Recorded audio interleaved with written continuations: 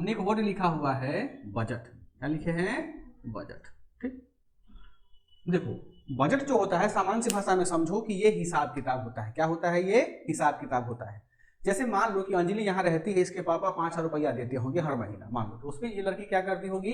2,000 रुपया हॉस्टल भाड़ा, 1,500 रुपये का खाना पीना लिखती होगी ना कि इतना हमको खर्च हो जाएगा, प्लस 500-600 का जेब में रखती होगी ताकि हम कहीं बाहर में गए कुछ ले लिए। बजट का मतलब होता है कि जब हमारी आर्थिक गतिविधियों को संचालित करने के लिए किन किन क्षेत्रों में मुद्रा या धन की आवश्यकता होती है, प्रवाह की आवश्यकता होती है, तो उसी सभी संचालन पद्धति को हम लोग बजट कहते हैं। क्या कहते हैं? बजट कहते हैं। अब पहला बार देश में बजट कौन पेश किया, दूसरे में पढ़ना, तो हम लोग उससे हमको मतलब नहीं है, क्योंकि हमको बस बजट देखना है।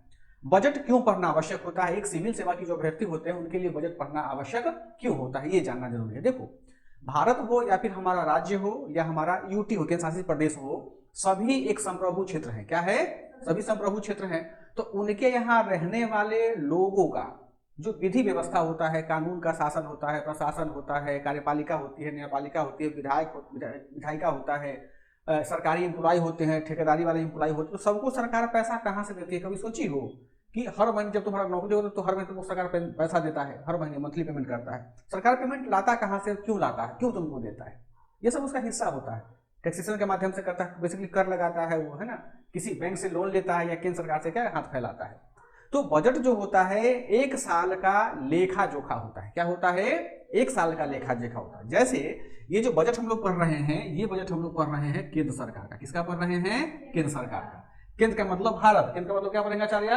भारत। यह जो केंद्र सरकार का बजट हो जाएगा ये है 2026 और क्या लिखा हुआ है? 27 तक का। बजट जो होता है वो एक साल बाद वाला एरिया का, अभी 26 चल रहा है ना, बजट जो होगा वो एक साल बाद तक के डेट को दिखता है, एक साल बाद तक के डेट होता है। अब 26 का मतलब क्या हो गया? देखो ध्यान से, जैसे ये बजट जो होता है वो 1 फरवरी को क्या किया गया? 2026 को क्या किया गया? पेश किया गया। तो इस बजट में जो भी प्रावधान होगा, इस बजट में जो भी प्रावधान होगा, जो भी पॉइंट लिखा रहेगा, ये अगले 31 जनवरी 2027 तक क्या होगा? चलेगा। एक साल हो ना गया? क्यों? क्योंकि फिर अगला साल 1 फरवरी 2027 को एक नया बजट आ जाएगा। वो बजट कैसा हो जाएगा? 27-28। कैसा हो जाएगा? 27-28। अब होता क्या कि देखो, अभी समझो ध्यान से, जैसे कि ये हमारा इंडिया है, ये हमारा क्या है? इंडिया है। प्रीति थोड़ा सा समय दे दीजिए हमको, चूंकि नया बच्चा सब है, इन लोग को थोड़ा समझा देते हैं, फिर हम लोग टॉपिक पे आते हैं, आपको ये सब पता होगा। देखो इंडिया है, तो भारत के लिए ये क्या है? सब भारतीय सरकार के लिए ये पूरा देश उनका औलाद हुआ। भारत के लिए क्या हुआ? भारत सरकार के लिए ये भारत में चाहे कश्मीर हो, लद्दाख हो, कन्याकुमारी हो, अरुणाचल हो या गुजरात हो, या बीच में जो भी देश क्षेत्र प्रदेश हो, ये सब क्या है? सरकार का औलाद है। तो जैसे तुम्हारे माता पिता चाहते हैं ना कि तुम्हारा परवरिश अच्छा हो, तुमको अच्छा खाना पीना मिले, तुमको अच्छा कपड़ा मिले, तुमको अच्छा एजुकेशन मिले, अच्छा स्वास्थ्य मिले, ये किसकी जिम्मेदारी है? तुम्हारे पेरेंट्स की जिम्मेदारी है। उसी प्रकार हमारे पार्लियामेंट की जिम्मेदारी होती है, केंद्र सरकार की जिम्मेदारी होती है कि हम पूरे भारत की शिक्षा व्यवस्था, रोड, सड़क, बिजली, पानी, स्वास्थ्य, जो भी जरूरी होती है, उन सब का वो क्या करता है? उस सब का एक बजट तैयार करता है कि हाँ, रोड पे हम इस साल रोड बनवाएंगे, एक साल में इतना करोड़ रुपया खर्च होगा, हम इस साल एजुकेशन करेंगे, इतना रुपया खर्च होगा हमको, हम हवाई जहाज एयरपोर्ट बनाएंगे, इतना रुपया हमको खर्च होगा। जैसे तुम लोग का नया जमीन पे घर बनता होगा तो पापा रखते होंगे ना कि हम 20 लाख में घर बनाएंगे, 5 लाख जमीन का दाम हुआ, एक एस्टिमेट होता है। तो बेसिकली ये जो बजट होता है, यह बजट वास्तव में क्या होता है? एक एस्टिमेट होता है। क्या होता है? एस्टिमेट होता है। इसका मतलब होता है कि एक आकलन होता है कि मोटा मोटा कितना पैसा हमारा खर्च होगा। आई बात समझ में? यह जो बजट होता है प्रत्येक साल फरवरी के महीने में, शुरुआत में 1 फरवरी को ही भारत में भारतीय वित्त मंत्री और राज्य में राज्य के वित्त मंत्री के द्वारा क्या किया जाता है बाबू? पेश किया जाता है। अभी 1 तारीख को ये पेश हुआ है और 2 तारीख को बिहार का पेश हो गया है, कल पेश हुआ है, उसका भी हम पढ़ाएंगे अलग से क्लास में। अब ये जो होता है बजट हमारा हो गया। अब देखो कि यह बजट जो होता है ये हमने बताया कि ये हमारी वित्त मंत्री क्या करेगी? पेश करेगी। अभी तो वित्त मंत्री फीमेल है ना भारत का। अब बताओ तो क्या नाम है इनका? निर्मला सीतारमण। क्या नाम है बाबू इसका? निर्मला सीतारमण। ये जो होता है सीतारमण, इन्होंने रमन सीतारमण, इन्होंने क्या किया है? हमारे भारत का केंद्रीय बजट पेश किया है। और अब महत्वपूर्ण यहां से आता है, जो हमको मेंस में भी महत्वपूर्ण होता है और हमको पीटी के लिए और ज्यादा महत्वपूर्ण होगा, जो महत्वपूर्ण का पीटी देगा या अन्य कोई पेपर देगा। तो सीतारमन जो है वह लगातार 9वीं बार क्या की है, 9वीं बार क्या की है, बजट पेश किया। और ये दुनिया की पहली ऐसी वित्त मंत्री बनी है जिन्होंने किसी भी देश का 9 बार क्या किया, बजट पेश किया। बहुत बड़ा बात है यार, वित्त मंत्री होके 9 बार क्या करना, बजट पेश करना, अपने आप में क्या है, बड़ी उपलब्धि है। अब सवाल ये आता है, तुमसे पूछा जाता है पीटी के समय में कि निम्नलिखित में से किसने भारत में सबसे ज्यादा बार केंद्रीय बजट को पेश किया है, प्रश्न पूछा जाता है। तो देखो ध्यान से, सबसे ज्यादा बार बजट पेश करने वाले कौन है, सबसे ज्यादा बजट पेश करने वाले कौन है, ठीक है। तो पहला में नाम आता है मोरारजी देसाई। क्या नाम आता है, मोरारजी देसाई। इन्होंने लगातार 10 बार क्या किया है, बजट पेश किया है। अब अगला साल ये क्या करेगी, मतलब वित्त मंत्री जो है सीतारमण अगर होंगे वित्त मंत्री तो इनके बराबर में चली आएगी। तो सबसे ज्यादा बार कौन किया है, 10 बार में मोरारजी देसाई। दूसरी जो हुई है वो आ गई है सीतारमण, वही निर्मला सीतारमण, ये जो है यह 9 बार पेश की है। और तीसरे नंबर पे आते हैं पी चिदम्बरम। क्या नाम है, पी चिदम्बरम। इन्होंने लगातार 8 बार क्या किया है, बजट पेश किया। क्या किया है, 8 बार बजट पेश किया है। ये तुमको फैक्चुअल मिल गया। और तुम्हारे लिए महत्वपूर्ण ये भी है कि हम इन सब चीजों को क्या करते हैं, बहुत बेहतर तरीके से अपना मेंस जब भी लिखो तो इन सब चीजों को वहां पे काम तुमको देगा। बात समझ में आ गया। तो मेरे लिए इतना है कि ये तुमसे पूछाएगा। अब इसमें इंपॉर्टेंट क्या क्या है वो थोड़ा सा पीटी के पॉइंट ऑफ व्यू से बता देते हैं, उसके बाद हम लोग मेंस में इसके मेन पॉइंट पर चलने का प्रयास करेंगे। ठीक है बाबू लोग, चलो देखो, तुम लोग पढ़ी होगी हमारे बिहार के मिथिला में एक नाम है, उसका नाम है दुलारी देवी। क्या नाम है, दुलारी देवी। 2025 में, पिछला साल, जब निर्मला सीतारमण ने भारत का 8वां बार क्या किया था, बजट पेश किया था, तो बिहार के मिथिलांचल का मिथिला साड़ी पेंटिंग वाला पहन करके वो क्या की थी, मतलब वो जमा की थी। अब यहाँ से लोग खूब राजनीति करने लगे कि भाई हमारे मिथिला का साड़ी पहनी सीतारमण जी, है ना।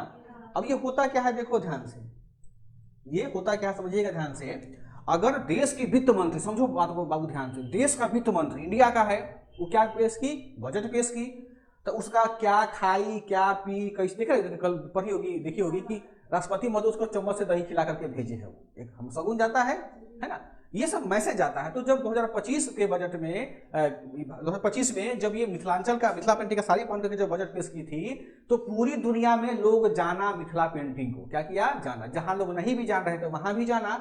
और मिथिला पेंटिंग को जब जाना तो मिथिलांचल के आसपास क्षेत्र का जो भी इलाका था उन सारे इलाकों से भी लोग अवगत हुए। गूगल सर्च भी बहुत हुआ और उसका मिथिलांचल क्षेत्र का जो भी अच्छी चीजें हैं उसको बहुत ज्यादा हाईलाइट किया गया है, चाहे मिथिला पेंटिंग हो, उसके बाद हमारा क्या समझो कि मखाना का कृषि क्षेत्र हो या वहाँ का आतिथ्य हो, जो भी हो उससे हाईलाइट होता है। समझ में आया। अब इन्होंने क्या किया है 2026 में अभी जो बजट पेश की हुई है, अब इस पर भी उन्होंने एक लाल कलर का साड़ी पहना है। क्या पहना है, लाल कलर का साड़ी पहना है। जरा बताओ कि वो साड़ी कहाँ का है, बताओ तो भाई कोई आदमी। नीतू देखो 2026 में क्या हुआ था, इन्होंने तमिलनाडु, क्या है, तमिलनाडु का क्या किया है, तमिलनाडु की साड़ी पहनी है। और तमिलनाडु में कांचीवरम, कांचीवरम नाम इसका होता है। हाँ, कांचीवरम क्या है बाबू, एक पेंटिंग है। क्या है, एक पेंटिंग है, एक आर्ट है। उस आर्ट का उन्होंने क्या किया है, साड़ी पहना। जैसे ही वो पहन के पेश की ना, पूरा गूगल पे लोग सर्च किया कि कांचीपुरम कहाँ है, कैसे वर्क करता है। ठीक, उसके बाद की जो ये लाल कलर का साड़ी पहनी है, पहन करके की है, तो वो वास्तव में लाल कलर जो होता है, मतलब हल्का पिंकी से रेड है, वो लाल कलर का साड़ी हल्का पिंक जो होता है वो तीव्रता को दर्शाता है, वृद्धि को दर्शाता है, हमारे विकास को दर्शाता है। किसको दर्शाता है, तीव्रता, वृद्धि और विकास को दर्शाता है। समझिए प्रीति। तो जब मेंस में कभी मौका ऐसा मिलेगा लिखने का तो लिखिएगा कि जो साड़ी पहना गया था, अगर वैसा या निबंध में ही, तो ये हमारे विकास को दर्शाता है। अब क्या है कि ये सिंबल है कि हमको विकास हो भी रहा है, हर चीज में हम जीडीपी में आगे बढ़ रहे हैं, पर कैपिटा में आगे बढ़ रहे हैं, ग्रोथ रेट में हम लोग आगे बढ़ रहे हैं, मैन्युफैक्चरिंग में आगे बढ़ रहे हैं। ठीक, तो ये कांचीवरम का क्या किया है, साड़ी पहन करके मैडम क्या की है, वो बजट को पेश की है। अब इतना जो बेसिक चीज हो गया, अब हम लोग महत्वपूर्ण मुद्दे पर आते हैं। देखो कि ये बजट होता है, लाल कलर का, लाल बक्सा में रखा होता है। लाल बक्सा में क्या होता है, रखा होता है, लिफाफा की तरह यह बंद होता है, यहाँ भारत सरकार का क्या मुहर होता है। ठीक, अब ये जो बजट है, यह बजट जो होता है बाबू, ये बजट बना है कर्तव्य भवन में। कहाँ बना है, कर्तव्य भवन। अब तुम बताओ कि कर्तव्य भवन किसका नाम है, पार्लियामेंट का नाम है। पहले संसद कर्तव्य भवन बोला जाता है, कर्तव्य बनने के कारण 2026 का जो बजट है वह बाबू 3 कर्तव्य पर डिपेंड है, 3 कर्तव्य से प्रेरित है। क्या बोला है जी सर? हाँ, वेरी गुड। 3 कर्तव्य से क्या है बाबू? प्रेरित है। अब यहाँ के बाद से जो भी चीजें हम लोग डिस्कस करेंगे, बताएंगे, उसको आप लोग बहुत बेहतर तरीके से, आज बहुत काला दिख रहे हैं, इस लाइटिंग का गड़बड़ हो गया है। ये मत बोला साहब तो कॉले है, ये है तो उजला कहाँ से दिखाई देंगे। ठीक, अब हम लोग देखते हैं ये जो बजट हमारा है, इस बजट में जो 3 कर्तव्य से प्रेरणा हमको मिला हुआ है, इस 3 कर्तव्य की प्रेरणा को हम लोग देखने का प्रयास करते हैं कि हम लोग इसको अब कैसे अपने मेंस और पीटी में इसको बेहतर लिखने का प्रयास करेंगे। ठीक है, आगे चले हम लोग। चलो मिटा दी इतना, समझ रहे हो बजट क्या होता है आचार्य? हाँ, एकदम आचार्य बन जाओ। कोई पूछे तो ध्यान है बताना है, सिखा, नाक नहीं कटवाना चाहिए हमारा। समझ में आया मेरी डालनी? जी सर। हाँ, हम लोग जो कपड़ा पहनते हैं ना, वो कपड़ा एक मैसेज देने वाला पहनना चाहिए। जो अच्छे पर्सनालिटी का व्यक्तित्व होता है, लोग होता है ना, कुछ भी पहनेगा तो सोचते पहनेंगे हम क्या मैसेज आएगा समाज में। कभी देखिए हम मोदी को जिस पहनते हुए, नहीं ना, एक गरिमा होता है। ड्रेसिंग, उसी को बोला जाता है ड्रेसिंग सेंस। क्या बोलते हैं? Dressing sense. ऐसा पहनो कि 10 लोग तुम ही को देखें कि भाई साहब क्या पहन के आया हुआ। ऐसी सीतारमन जी हैं बेचारी, है ना, वो मैसेज देती है हमारे डेवलपमेंट को। ठीक है बाबू, हमने बताया कि जो हमारा बजट है, वह बजट जो हमारा है वो 3 कर्तव्य से क्या है? प्रेरित है। क्या है? 3 कर्तव्य से प्रेरित है। ठीक, ये सबसे इंपॉर्टेंट है, इसको लिखना, क्योंकि बहुत लंबा है, हमको लिखने तो समय लगेगा, हम बोल देते हैं और आप लोग उसको लिखना। ठीक है नीतू? जी सर। नहीं, अंशिका कौन है जी? ये बता नहीं रहा है कोई आदमी, पूछ रहे हैं तब।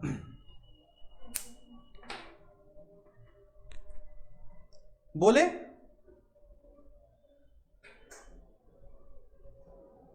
हो गया? बजट कितना कर्तव्य से है? 3 कर्तव्य से। ठीक, अब ये जो 3 कर्तव्य है, इस 3 कर्तव्य को हमने डिफाइन कर दिया, 1 2 3।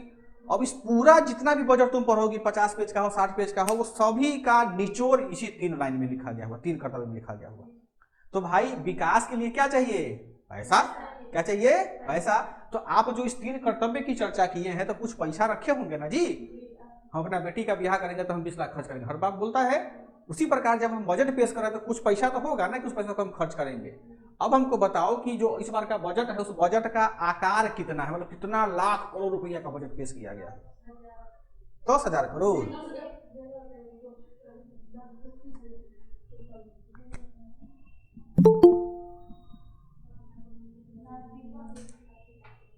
क्या हुआ है? 53.47 लाख करोड़। इतना ही ना है प्रीति? तो नहीं देखे हैं हम। अच्छा, अभी नहीं देखी हैं, बट आप तो मास्टर नहीं है, तो आपको देखना चाहिए था भाई। नहीं, ये कर्तव्य वगैरह देखे हैं, लेकिन वो मिस कर गए हैं। अच्छा, मैंने चीज मिस कर गई हैं, मतलब पैसा के मामले में थोड़ा सा लूज है, कहने का मतलब ये हुआ। नहीं, चलिए, रजिस्ट्रार जब बनिएगा तो लोगों को फायदा होगा आपसे। चलिए, समझ में आ गया? ये इतना लाख करोड़ का क्या है बजट? इतना लाख करोड़ खर्च, लाख करोड़ रुपया। सोचो तो आचार्य, इतना पैसा तुमको दे दिया तो जाके मर ही जाओगे, नहीं खुशी नहीं कि हम क्या खर्च करें, कहाँ खर्च करेंगे। नहीं, अब हम आते हैं बाबू कर्तव्य पे, कि जिस कर्तव्य पर हमको क्या करना है? काम करना है। अगर इतना पैसा अगर दे दिया जाए मेरी नाली को, तो ये इंडिया छोड़ के जाएगी बाहर में, वहीं घूमेगी, शॉपिंग करेगी, नया नया कपड़ा पहनेगी, है ना, फोटो खिंचवाएगी, है ना। सब बच्चा का अलग अलग इंटेंशन होता है पैसा का, हमको क्या करना है। ठीक, अब देखो, अब ये जो 3 कर्तव्य पथ होता है, तो सबसे जो पहला कर्तव्य है वो है उत्पादकता एवं प्रतिस्पर्धा से संबंधित। हमने क्या बताया? उत्पादकता एवं प्रतिस्पर्धा। उत्पादकता एवं प्रतिस्पर्धा, इसको थोड़ा समझ लो, थोड़ा सा क्या होता है। देखो, उत्पादकता का मतलब होता है उत्पादन करना। जैसे खेत में लोग आलू उपजाते हैं ना, तो वो ये क्या हो गया? उत्पादन हो गया। और जितना अधिक उपजेगा उतना हमको अधिक क्या मिलेगा? पैसा मिलेगा, आर्थिक लाभ हमको होगा। प्रतिस्पर्धा का मतलब होता है कि मान लो कि 2 खेत है, एक खेत में अच्छा किस्म का आलू होता है और एक खेत में थोड़ा सा लो क्वालिटी का आलू होता है, तो ज्यादा आलू किसका बिकेगा? अच्छी किस्म के आलू वालू का।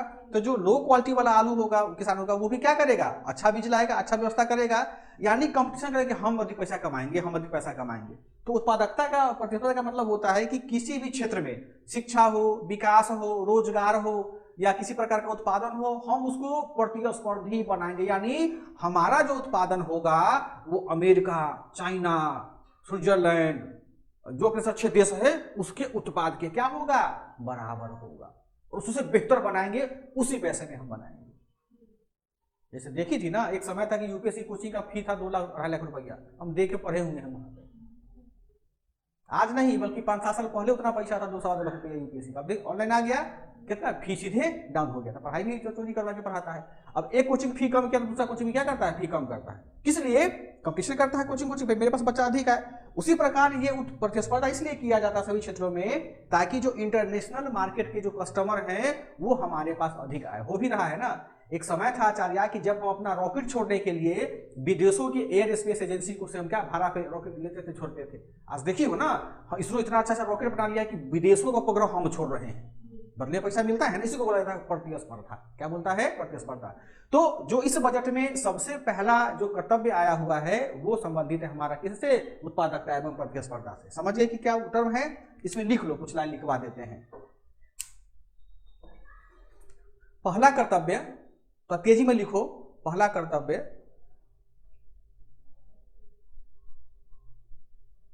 उत्पादकता एवं प्रतिस्पर्धा, उत्पादकता एवं प्रतिस्पर्धा बढ़ाने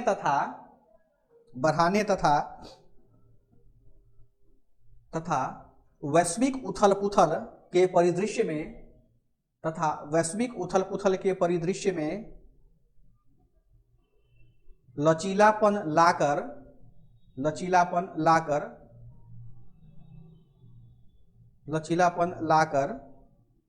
आर्थिक विकास तेज तथा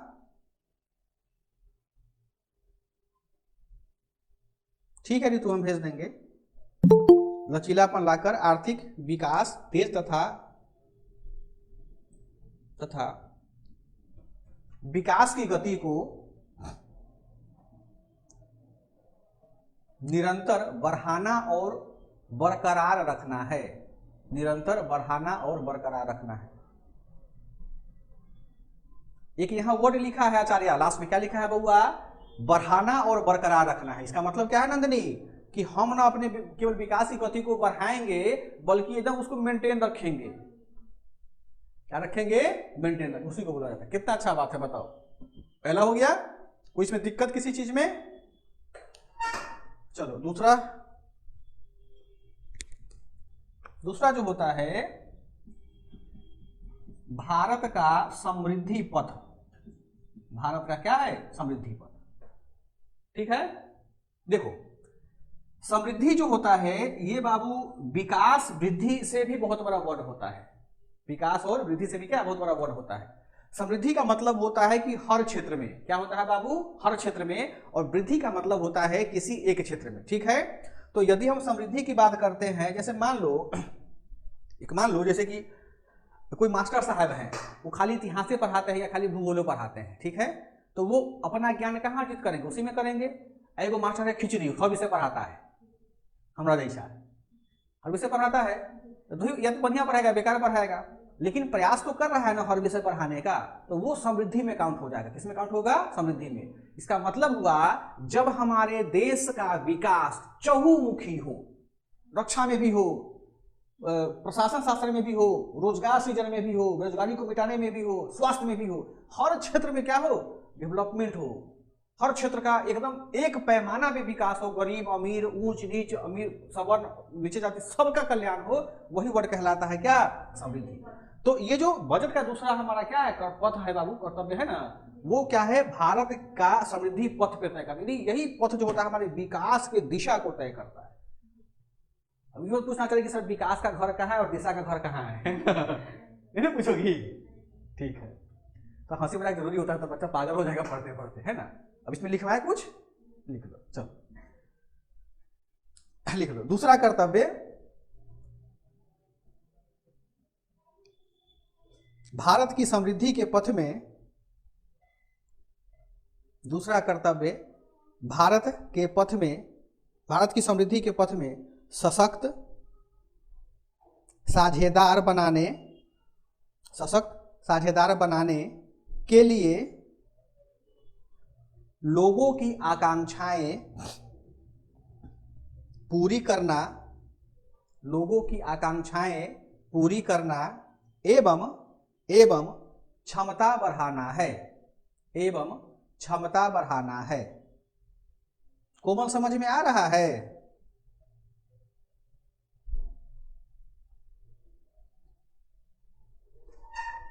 बुझा गया? इसमें क्या लिखना है, फिर से पढ़ो तो। भारत की समृद्धि के पथ में सशक्त साझेदार बनाने के लिए लोगों की आकांक्षाएं पूरी करना एवं क्षमता बढ़ाना। बस, लोगों की आकांक्षा। अब बताओ तो नंदिनी, इस दुनिया में आज तक लोगों की आकांक्षा पूरा हुआ है कभी? अभी भी नहीं होगा। अगर हमारे पास मोटरसाइकिल तो हम किसका कल्पना करते हैं? कार का। कार तो किसका कल्पना करते हैं? हवाई जहाज का। हवाई जहाज होगा तो जेट का। ये कल्पना करते हैं। तो लोगों की आकांक्षा का मतलब यहाँ पे देखो, ये लोकतंत्र जो हमारे पास में लिखा हुआ संविधान में, यह हमारे लोकतंत्र का कर्तव्य नींव, वहीं से जन्म हो रहा है। भाई हमारी सरकार यदि हमसे पूछा कि बताओ तुमको क्या चाहिए, तुमको भाई आकांक्षा है ना, हमको रोजगार चाहिए, तो एक स्वस्थ लोकतंत्र में यदि हमारा बजट जनता से उसकी मर्जी को पूछ रहा है, तो यह लोकतंत्र को मजबूत करने का सबसे बहुत एक क्या है, आधार है। तथा ये दुनिया को संदेश दे रहा है, किसको? पूरे विश्व को, कि देखो भारत केवल बजट नहीं बना रहा है, बल्कि भारत लोकतंत्र के नींव को और ज्यादा मजबूत कर रहा है। क्यों? क्योंकि हमारे द्वितीय कर्तव्य में लोगों की आकांक्षाएं जुड़ी हुई है। लोगों को क्या चाहिए? सस्ता स्वास्थ्य, सस्ता परिवहन साधन, सस्ता शिक्षा, सस्ता आवागमन, कुछ भी मतलब सब चीप ही में चाहिए। लोग तो खैर फ्री में देखता है, फ्री में देता भी है ना सरकार। तो ये आकांक्षा क्या हुआ? तो यहाँ पर नीचे नहीं लिख लेना नोट दे करके कि द्वितीय जो होता है ये हमारे क्या है, ये हमारे लोकतंत्र का संवाहक है। लोकतंत्र का क्या है बाबू? संवाहक है। ये वाला बिंदु जो होता है, ठीक है। चीज को जोड़ना सीखो, जब जोड़ना सीख जाओगी तो अच्छा खासा हो जाएगा।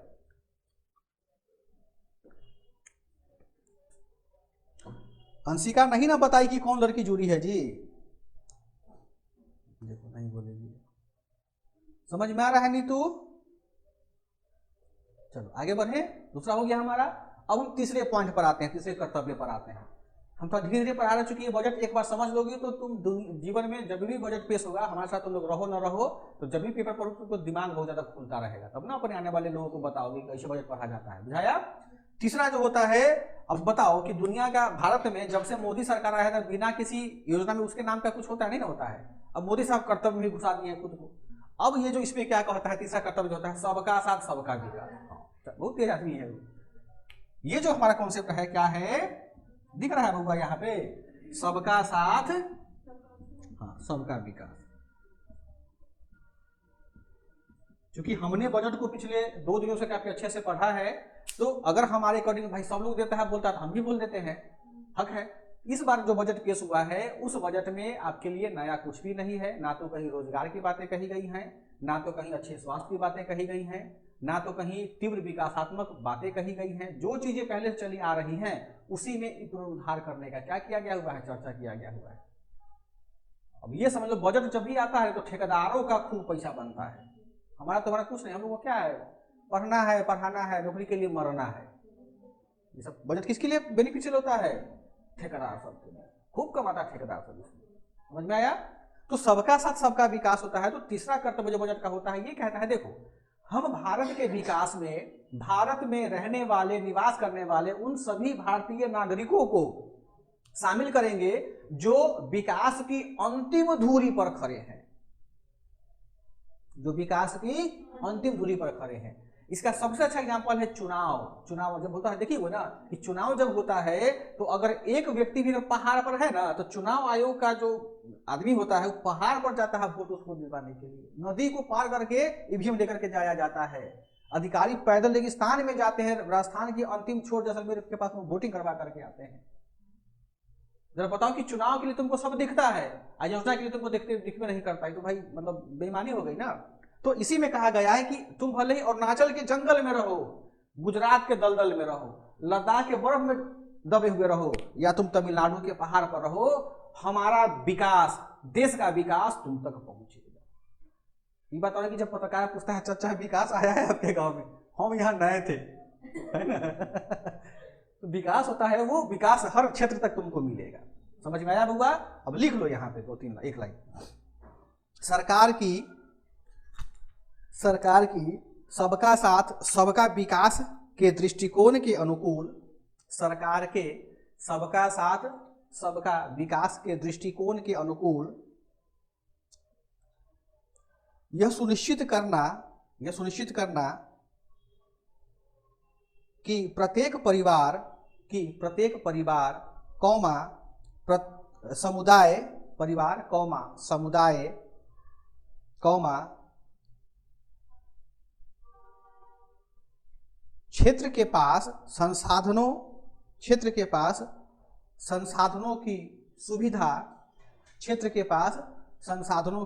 सुविधा तथा सार्थक भागीदारी के लिए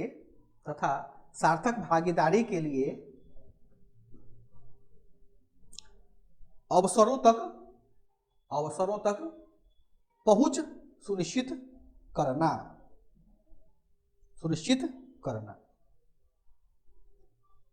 ठीक है, लिख लिए सब लोग? चलो अब इसको मिटाते हैं।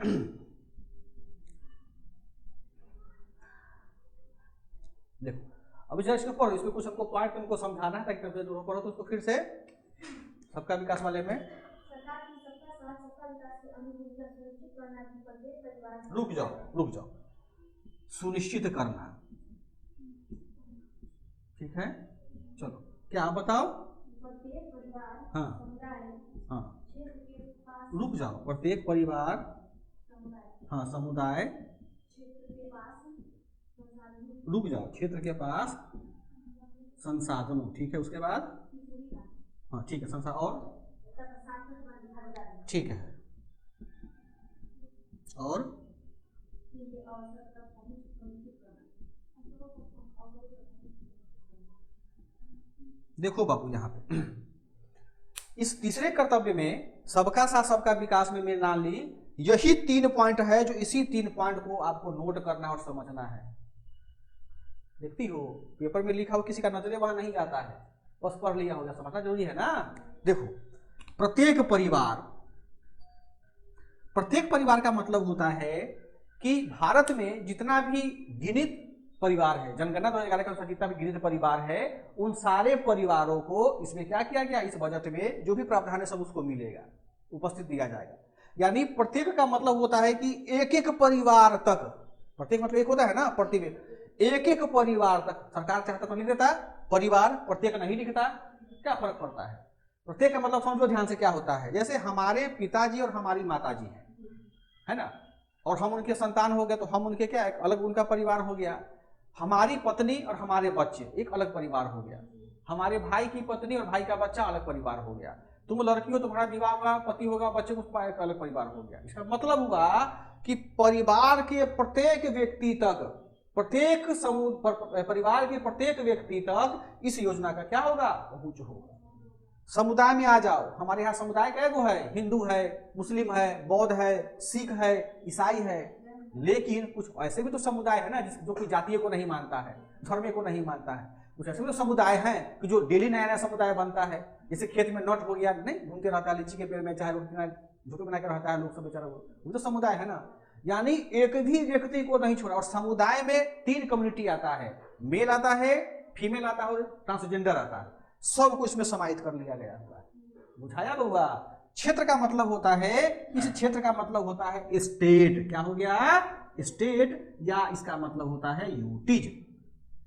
क्षेत्र के पास संसाधनों और संसाधन, मान लो बिहार क्या है, क्षेत्र है। उत्तर प्रदेश क्या है, क्षेत्र है। झारखंड क्या है, क्षेत्र है। तो क्षेत्र के पास अपना कुछ संसाधन होगा ना। जैसे झारखंड के पास क्या है, मिनरल्स बहुत अधिक है, और बिहार के पास में क्या संसाधन है, खदर खदर आदमी भरा पड़ा हुआ है। आदमी की आंखों में थोड़े है ना। तो भारत सरकार जिसके पास जो चीज ज्यादा होगा, जो संसाधन ज्यादा होगा, उसी संसाधन का सार्थक भागीदारी के लिए अवसर हम दिलवाएंगे। क्या दिलवाएंगे, अवसर। समझो ध्यान से यहाँ पर बहुआ, झारखंड में क्या है, मिनरल्स है, खनिज पदार्थ सब है। तो उस क्षेत्र के विकास के लिए उसका अवसर क्या हो गया, खनिज संसाधन। तो खनिजों का दोहन किया जाएगा, खनिजों से वस्तुओं का निर्माण किया जाएगा, खनिजों को बेचा जाएगा, खनिजों को विकास के पथ पे लाया जाएगा। अवसर दिया खनिज का। हमारे बिहार के पास में क्या है, जहां देखो वहां मुंडिया दिखाई देता है, आदमी बहुत खतर खतर यहाँ पर है। हमारे यहाँ आदमी बहुत है, तो मानव संसाधन हमारे पास में क्या अधिक है। तो हमारा विकास कैसे होगा, हम कैसे साथ में भाई करेंगे, तो मानव को हम लोग स्किल डेवलप करेंगे। योजना चल रहा है ना, नया कुछ नहीं किया बजट में, सब पुरानी झुंझुना पड़ा। राहुल गांधी बोलता है ना झुंझुना है, सही झुंझुना है, और होगी तो सब पहले का योजना चल उसी को लपेट लपेट दिया होगा इसमें। ये समझ में आ गया। मृणाली, परिवार, समुदाय और क्षेत्र के संसाधन। देखो तुम लोग कभी भी अपना तर्क मत रखना, पढ़ करके तर्क देना। कोई भी कानून हो, कोई भी मीडिया तुमसे पूछेगा कि बताइए बजट कैसा है, तो महिला क्या बोलेगी, नहीं महिला अनुकूल बजट नहीं है, महिला यही बोलेगी हमारे लिए कुछ करवे नहीं किया बजट में। बुढ़वा लोग क्या बोलेगा, हम लोग के लिए कुछ बजट में ये नहीं किया गया हुआ। विपक्ष क्या बोलेगा, पूरा बजट ही बेकार है। सत्ता पक्ष क्या बोलेगा, सत्ता पक्ष क्या बोलेगा, इसके हिसाब बजट तो आज तक बना ही नहीं है। सबका अपना अपना रोना है ना। लेकिन तुम एक सिविल सेवा की अभ्यर्थी हो तो तुम अपना माथा लगाओ, उसका खोलो कि हाँ ये कितना एग्जम्प्टेड हो सकता है, कितना एप्लीकेबल हो सकता है हमारे इकोनॉमिकल डेवलपमेंट। किसी सुन करके बात नहीं बोलना है, देखना है आग से, मंथन करना है, अनुसंधान करना है, तत्पश्चात उस पर क्या करना है, अपना परिणाम को साधना। बुझा गया, कोई दिक्कत। अब यूपीएससी में पूछा जाता है कि बजट का कर्तव्य पथ क्या है, चर्चा कीजिए। यूपीएससी का मेंस जब हम लोग देते हैं उसमें बजट को ही पढ़ना होता है, क्वेश्चन वही से बनाता है। मान लो अगर बीपीएससी क्वेश्चन पूछ दिया कि 2026-27 के केंद्रीय बजट में कर्तव्य पथ पर चर्चा करना, क्या बच्चा लिखता, बोलता बाप रे बाप कहाँ से पूछ दिया। अब तो आसान हुआ ना थोड़ा बहुत समझ कर, वही चीज होता है। अब ये बजट का कर्तव्य हमारा हो गया। अब हम लोग बजट पे करते हैं कि इस बजट में आखिर है क्या, क्या क्या दिख रहा है। मिठाई इसको, किसी को कोई कंफ्यूजन यहां तक? चलो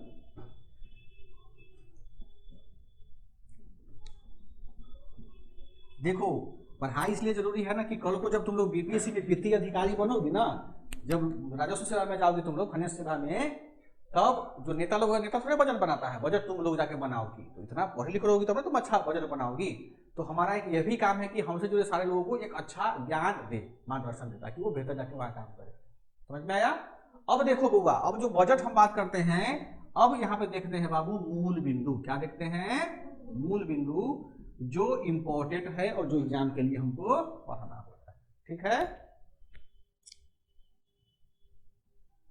समझ में आ रहा है मृणालिनी? हाँ सर, थोड़ा कि ज्यादा? ज्यादा सर, अच्छा लग रहा है। अच्छा लग रहा है बजट? बताओ तुम देखो, इतना अच्छे से नहीं पढ़े थे ना सर पहले। ऐसा नहीं पढ़ी थी। देखो लड़की है, बोलती कि बहुत अच्छा लग रहा है, इसका अपना कुछ कि बजट इसको अच्छा लग रहा है। देखो कुछ कहाँ किया हम महिला के लिए बजट में। आगे बढ़े हम लोग, चलो पढ़ लो। पढ़ाई का यही मतलब होता था। हमारे क्लास में समय तो लगता है ज्यादा लंबा, लेकिन समझ बच्चा मरने तक नहीं भूलेगा। नहीं आचार्य यार, बोले हाँ सही होगा नहीं। अच्छा सही बोल रहे हैं, अरे हम भी गलत होते हैं। चलो अब देखो, अब ये जो बजट हमारे पास में आया है, अब इस बजट का मूल बिंदु क्या है, जो इतना तो मोटा मोटा किताब पढ़ती हो। देखो अब बजट में क्या क्या जो टैक्स का स्लैब है उतना ही रहने, उससे हमको मतलब है ही नहीं। हम क्या बताएं कि हम बजट में केवल उन्हीं बिंदुओं को पढ़ेंगे जो हमारे मुख्य परीक्षा तथा प्रारंभिक परीक्षा के लिए महत्वपूर्ण है। तो पहले हम लोग मेंस के लिए, और जो मेंस का सप्लीमेंट होता है, ताकि मेरा कंटेंट क्या हो, मजबूत हो, उस पर हम लोग काम करेंगे। अब बजट का स्लैब तो भाई करंट में मिल ही जाएगा, वहां से पढ़ लेना आप लोग।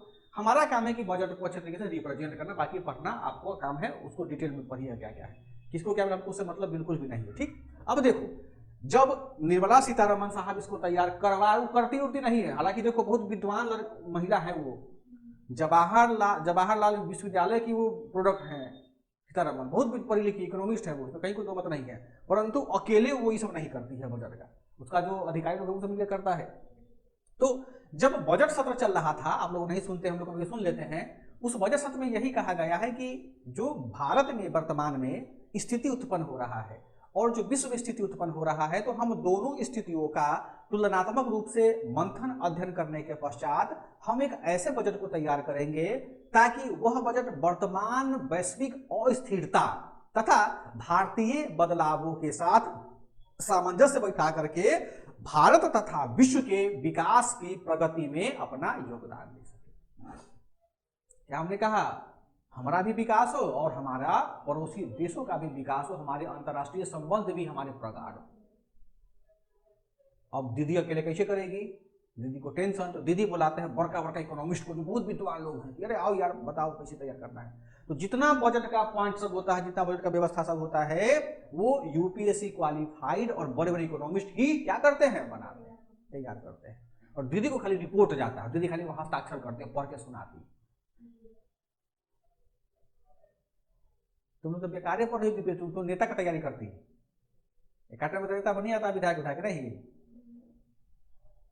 चलिए आगे हम लोग अब इसी बजट में देखते हैं कि इस बजट को कैसे हम लोग बनना है ना। हाँ, अब इस बजट में हमको क्या क्या मिलता है।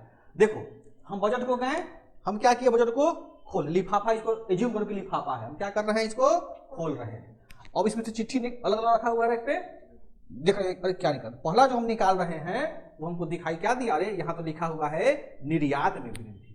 पहला पॉइंट हमको क्या निकला, निर्यात में वृद्धि, किसका, बजट का। तो यहाँ पे पॉइंट से घेरेंगे, इस बजट में क्या कहा गया हुआ है, निर्यात वृद्धि की बात कही गई है। क्या नंदनी, नहीं समझ में आ रहा है? वेरी गुड, हो गया।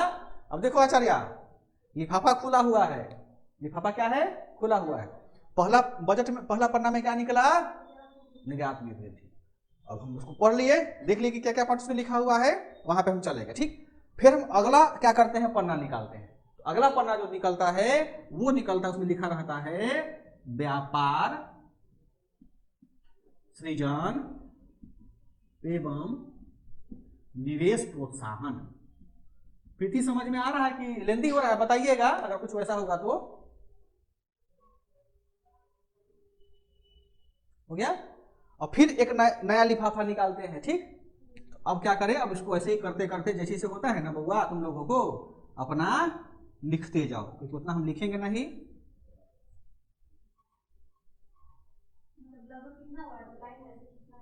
अब हम कैसे बताएं, ये तो सेमीकंडक्टर का फोटो बन गया जी।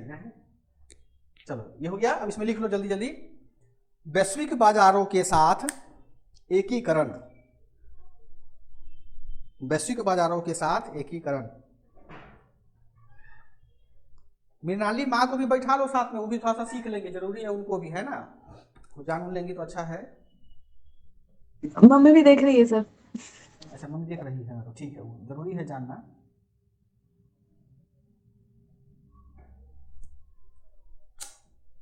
आजकल गूगल टीवी आता है, टीवी में गूगल रखा रहता है ना, ऑनलाइन रखता है, वाईफाई से जुड़ा हुआ। दो तीन को बच्चा टीवी पर देख के क्लास करता है, उसमें बड़ा बड़ा दिखाई देता है, सब आनंद आता है देखने में। अब फोन में छोटा छोटा दिखाई देगा, आंखें से दर्द लगता है, टीवी में बड़का दिखाई देता है। क्या लिखी होगा यहाँ पे, एकीकरण, ठीक है। अब उसमें लिख लो, अगला है युवा शक्ति संचालित बजट, युवा शक्ति संचालित बजट।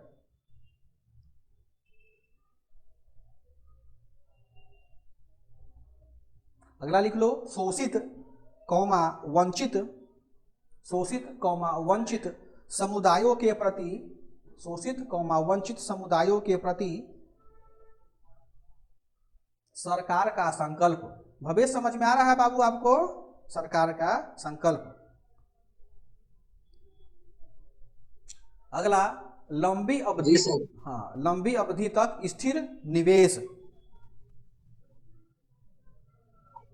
लंबी अवधि तक स्थिर निवेश। अगला समावेशन एवं महत्वाकांक्षा के मध्य संतुलन, समावेशन एवं महत्वाकांक्षा के मध्य संतुलन।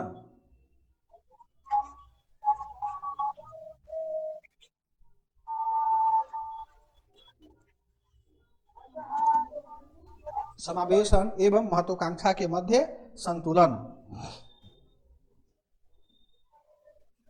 अगला लिख लो तीर दे करके, जैसे बना है कृषि उद्योग तथा विनिर्माण, कृषि कौमा उद्योग तथा विनिर्माण,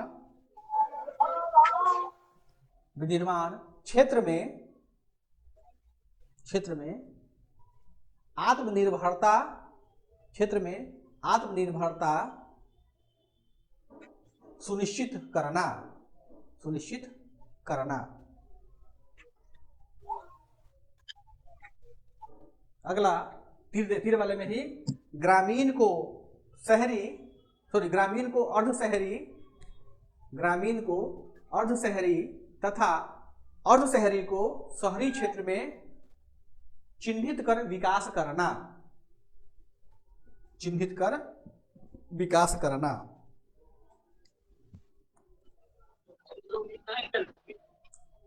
चिन्हित कर विकास करना।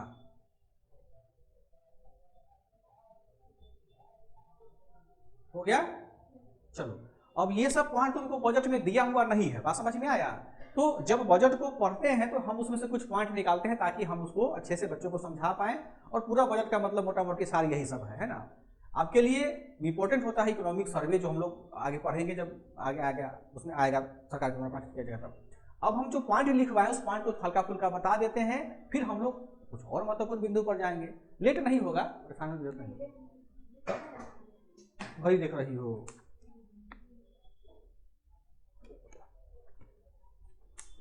देखो तो ये क्या नाम है आचार्य, ये किसी के लिए रुकता है नहीं ना, नहीं रुकता है, तो तुम अपने गति को क्यों रोकोगे? नहीं रोकना चाहिए ना, इसलिए पढ़ाई करना। क्या है, गजबे आदमी है तुम भी, एकदम जीत रहा आदमी को यार। चलो देखो, अब ये बना लिया इमेज, और वो ये सब लिख लियो ना। अब हम इसको मिटाते हैं, हम इसको क्या समझाने का प्रयास करते हैं। कोई दिक्कत बाबू? चलो देखो,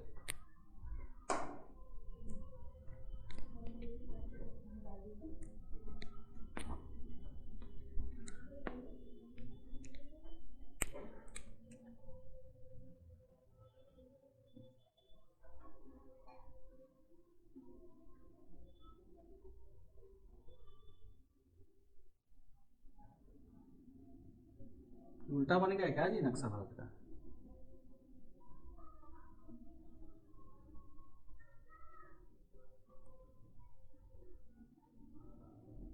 नीतू समझ में आ रहा बा? ठीक बात आया। इंडिया है पहला पॉइंट, हम क्या लिखवाए हैं देखो, निर्यात वृद्धि। अब देखो ध्यान से, हमारा इस बजट में लक्ष्य क्या रखा हुआ है? हमको निर्यात को बढ़ाना है। हमको क्या करना है? निर्यात को हमको बढ़ाना है। ठीक है, हम बढ़ाने का प्रयास करते हैं। एक बात बताओ, निर्यात का जब हम लोग बढ़ाने का बात करते हैं तो उत्पादन होगा तब निर्यात करेंगे। उत्पादन कहाँ होता है? या तो कृषि में होगा या उद्योग में होगा। एक वर्ड लिखा है निर्यात में वृद्धि, इसका मतलब हुआ हम प्राथमिक क्षेत्र, द्वितीयक क्षेत्र और तृतीयक क्षेत्र में अच्छा काम करेंगे। तेरे पे क्या सेवा क्षेत्र होता है ना, तो हमारे यहाँ एमबीबीएस करता है बिहार में, आप जाके जॉब कहाँ करता है? अमेरिका में, यूएसए में, ऑस्ट्रेलिया में, ये भी निर्यात हुआ ना। निर्यात में वृद्धि का मतलब हो गया कि देखो भाई, हमको कृषि में, मतलब कृषि से लिखना है, प्राथमिक में, प्राथमिक, द्वितीयक, तृतीयक। अब बताओ तो आचार्य, हम अपना खेत का अनाज कब बेचेंगे? जब हमको आवश्यकता से अधिक उत्पादन होगा तब ना बेचेंगे। तो निर्यात का मतलब कि हम अपने प्राथमिक क्षेत्र में इतना ज्यादा उत्पादन करेंगे, इतना अच्छा व्यवस्था करेंगे, इतना अच्छा निर्भरता का प्राप्त करेंगे कि हम अपनी जनसंख्या को खाने पिलाने के लिए अनाज पानी रख करके बाकी को हम क्या करेंगे? बेचेंगे। बदले में हमको क्या मिलेगा? पैसा मिलेगा। द्वितीय में वही स्थिति है। देखोगी कि एक जमाना था जब हमारे यहाँ 18वीं 20वीं शताब्दी में ट्रेन का आविष्कार किया, मतलब पटरी का बनाया गया, तो उस समय लोहा भी विदेशों से आता था। लेकिन आज ब्रिटेन में जो मेट्रो बना है, ब्रिटेन में जो रेल बना है, वहां पर टाटा कंपनी का क्या लोहा का पटरी बना हुआ है। कितना गौरव की बात है। यानी हमारे यहाँ द्वितीय में इतना अधिक उत्पादन हो रहा है कि हम अपना माल को विदेशों में बेच रहे हैं, भेज रहे हैं ना। अपना कार भेज रहे हैं, अपना सुई भेज रहे हैं, धागा, जो भी मेरे पास उत्पादन होता है सबको बाद में भेज रहे हैं, पैसा हमको मिल रहा है। और तृतीय में क्या सेवा में देख रही हो ना कि जितना भी यूरोपियन कंट्री है, जितना भी हमारा मध्य एशियाई देश है, उन सब में हमारे भारत के लोग या तो कुशल लोग जाते हैं या अकुशल लोग जाते हैं। तो जो अकुशल लोग जाते हैं वो वहाँ क्या करते हैं? भेड़ चलाते हैं, बकरी चलाते हैं। कुशल जाते हैं तो वहाँ इकोनॉमी को बढ़ाने में मदद करते हैं, काम करते हैं। तो इस बजट में इन तीनों क्षेत्र पर फोकस किया हुआ है। इसका मतलब हुआ कि जिस भी राज्य का कृषि डाउन है, जिस भी राज्य में उद्योग नहीं है और जिस भी राज्य में सेवा क्षेत्र का डेवलपमेंट नहीं हुआ है, वहां तुमको हम पैसा देंगे और तुम क्या करो? बढ़ो। अरे भाई, इतना पैसा जो 54 लाख करोड़ रुपया जो दिया गया हुआ, पैसा कहाँ खर्च होगा? इसी में ना। तो देखती हो नीतीश चाचा बोले हैं ना अभी कि बिहार के प्रत्येक ब्लॉक में हम एक उद्योग स्थापित करेंगे। तो सोचिए पैसा कहाँ से आएगा? पैसा यही देता है। अपना पैसा तो रहता है बिहार का, लेकिन बोलेगा सर हमको पैसा दिए, हमको क्या उद्योग बनाना है। डायरेक्ट नहीं बोलता। जैसे कि अगर किसी लड़की को पापा से कुछ खरीदना तो लड़की किसको बोलेगी, माँ को बोलेगी ना, ये मम्मी वो अच्छा लग रहा है तो पापा को बोले खरीदने, पापा को नहीं बोलती है। तो बिहार क्या हुई, बिहार बेटी हुई, केंद्र सरकार क्या हो गया, बाप हुआ। और उसका इस बजट के दृष्टिकोण में, और माँ कौन हुआ, तो माँ हुआ वित्त आयोग। क्या हुआ, वित्त आयोग। बिहार किसको बोलेगा, वित्त आयोग को। सुनिए ना माँ, सुनिए वित्त आयोग जी, हमको इतना पैसा दिलवा दीजिए। वित्त आयोग किसको रिकमेंड करता है, केंद्र सरकार को। सर सुनिए ना, बिहार इतना पैसा मांगा था, तो वित्त आयोग क्या, सरकार क्या करता, आनाकानी करता है। वित्त आयोग बोलेगा कि बिहार को आप दीजिए 100 करोड़, लेकिन केंद्र कितना देता है, 50 करोड़, बाप जैसा देता है ना। पापा ही नहीं करते हैं, इतना में हो जाए। ध्यान रखना, बजट में 3 पेयर होते हैं। राज्य जो होता है पुत्री का रोल निभाती है, और वित्त आयोग जो होता है वो माँ की रोल निभाती है, और केंद्र जो होता है वो बाप का रोल निभाता है। बाप तुमको पैसा देते होंगे, गोड़ लगती होगी तब, या कभी ऐसी फ्री में दे देते होंगे, उसको वापस मांगते नहीं ना, मांगते हैं, जा खइयो पियो ऐसा करियो, उसको अनुदान कहते हैं। क्या कहते हैं, अनुदान। तो जब भी नीतीश कुमार जाते हैं दिल्ली में घूमने के लिए, कुछ ले करके आते हैं। आप समझ गए ना, नहीं बुझा तो बताना, ठीक है। तो ये तीनों क्षेत्र का क्या करना है, काम करना है। अब इसमें कहा क्या क्या गया हुआ है, ये पॉइंट हमारे लिए इंपॉर्टेंट है, ठीक है। इस बजट में लिख लो प्राथमिक वाले में, इस बजट में नीचे करके लिख लो ना। इस बजट में समझ में आ रहा है भवेश, जी सर। हाँ वेरी गुड, लिखते रहिएगा। ऋतु निकल गई बस से कि बसे में है, क्या लिखे हो। हाँ, इस बजट में सभी राज्यों में कृषिगत सुधारों तथा तकनीकी उन्नयनों हेतु, कृषि सुधारों तथा तकनीकी उन्नयन हेतु विशेष प्रावधान किया गया है।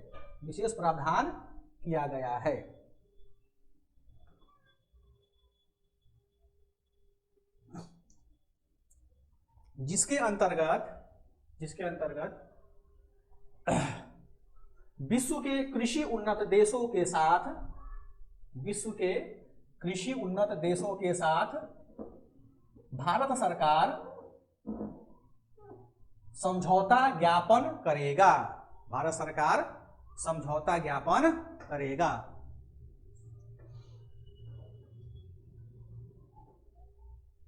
हो गया। इसमें लिख लो द्वितीय क्षेत्र में, इस बजट में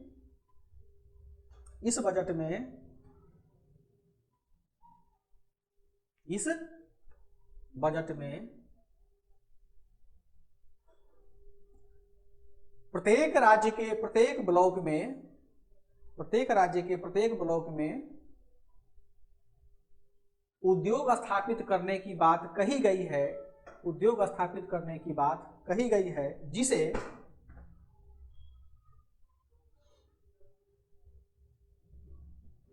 जिसे केंद्र और राज्य आपसी समन्वय तथा राज्य पीपीपी, तीन को पी होता है ना, तथा राज्य पीपीपी मॉडल या निजी सहभागिता से क्या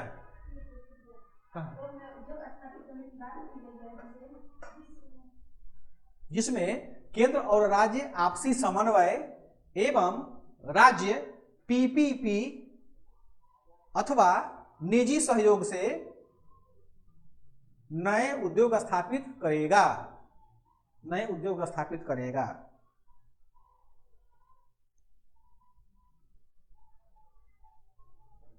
ब्रैकेट में लिख लो 2 फरवरी 2026 को बिहार के माननीय वित्त मंत्री, पता नहीं क्या नाम है वित्त मंत्री का, नाम याद नहीं आ रहा उनका, माननीय वित्त मंत्री ने बिहार के सभी ब्लॉक में उद्योग स्थापित करने की बात कही है। उद्योग स्थापित करने की बात कही है।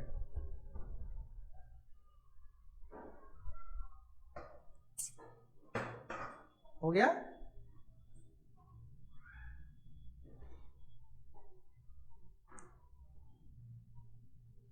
ठीक, चलो अब अगला क्या है? हो तो गया तीर्थक में। हाँ, लोग इसमें लिख लो, लोगों को श्रम कौशलता प्रदान करके, लोगों को श्रम कौशलता प्रदान करके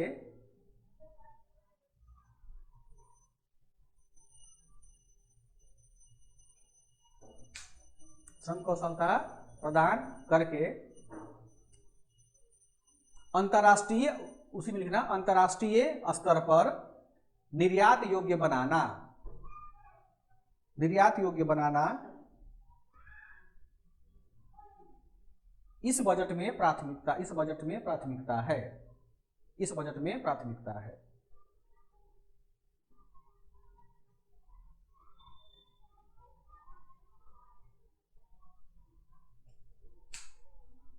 हो गया?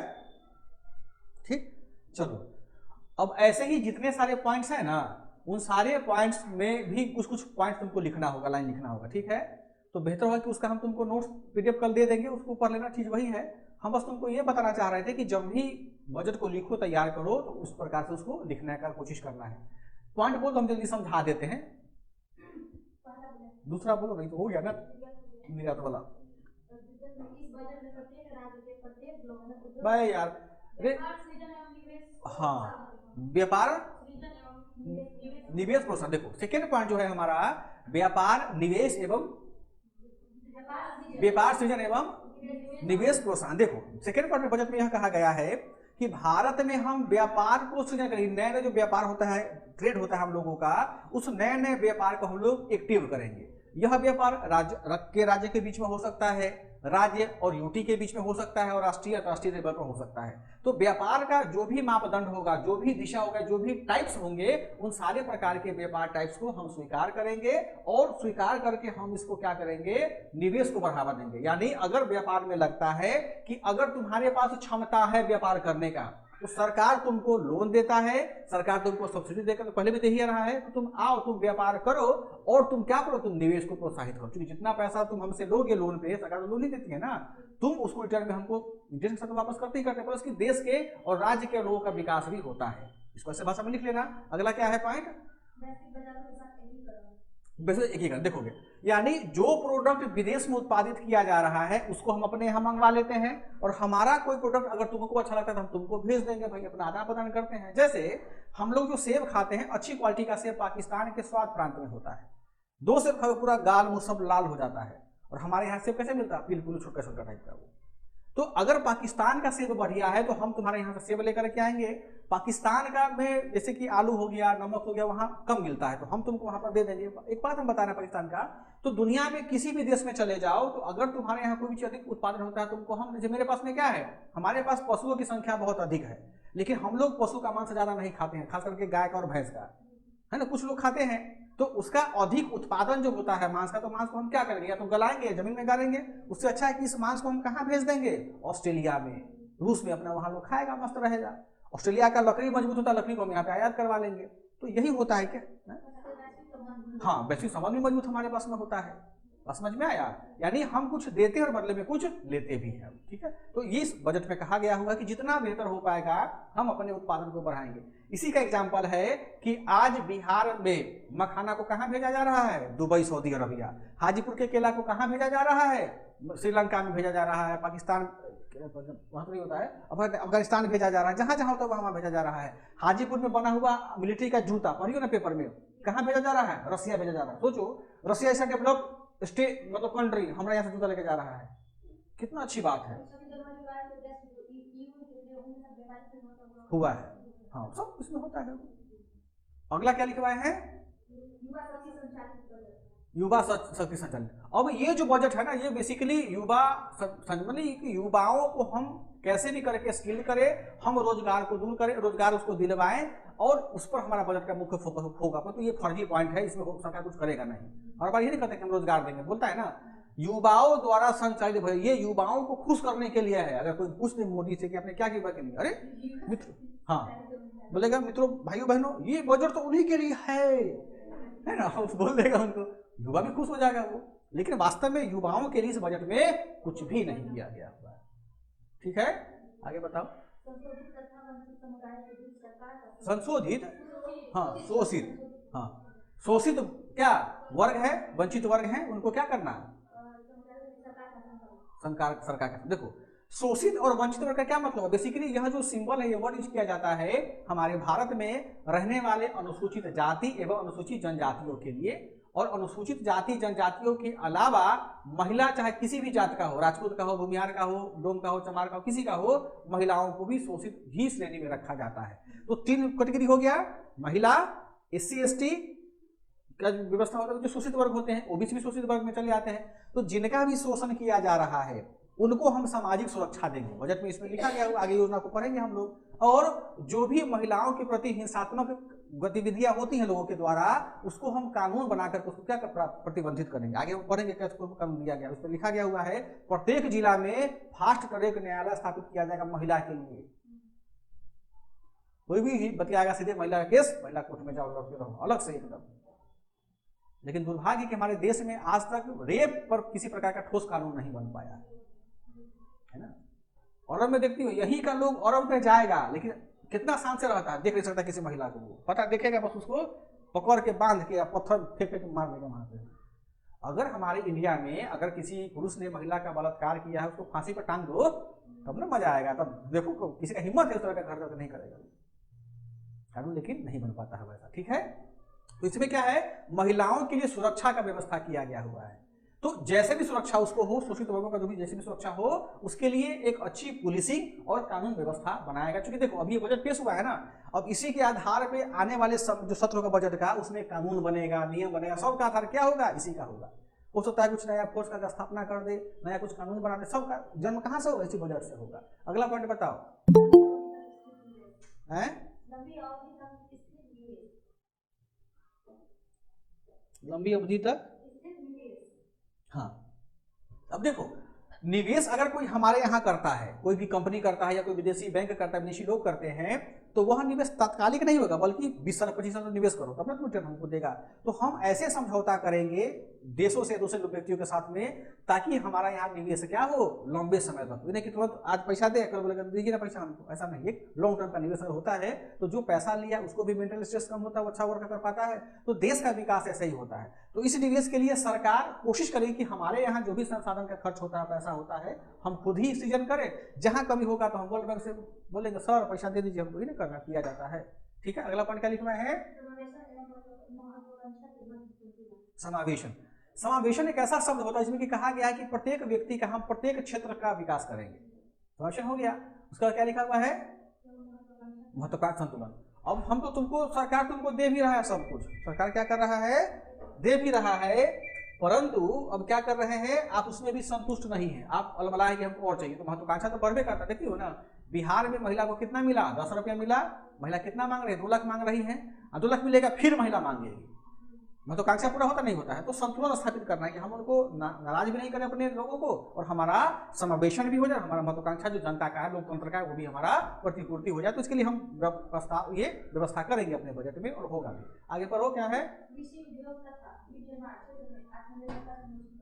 हाँ। अब देखो ये पॉइंट वही है जिसमें पढ़वाए हैं ना, लिखवाए हैं, सेम वही चीज है वो, कि हमको आत्मनिर्भर बनना। इसका मतलब हुआ हमको आलू खाना है तो हम कहाँ का, अपने खेत का आलू खाएंगे। हमको कपड़ा पहनना है तो हम अपने फैब्रिक का कपड़ा उत्पादन करेंगे। हमको सिनेमा देखना तो अपने यहाँ का सिनेमा हम बनाएंगे। जो भी व्यवस्था होता है वो सब हम अपने यहाँ लोकल करेंगे। लोकल फॉर वोकल को जो वर्ड है और उसी को क्या करेंगे, सार्थक करेंगे। यहाँ आगे बढ़ो क्या है, हाँ। अब जहाँ ग्रामीण क्षेत्र है मृणाली, वहाँ पे क्या है, अस्पताल नहीं मिलेगा, वहाँ पर शुद्ध पानी नहीं मिलेगा, वहाँ पर पुलिस नहीं मिलेगा, है ना।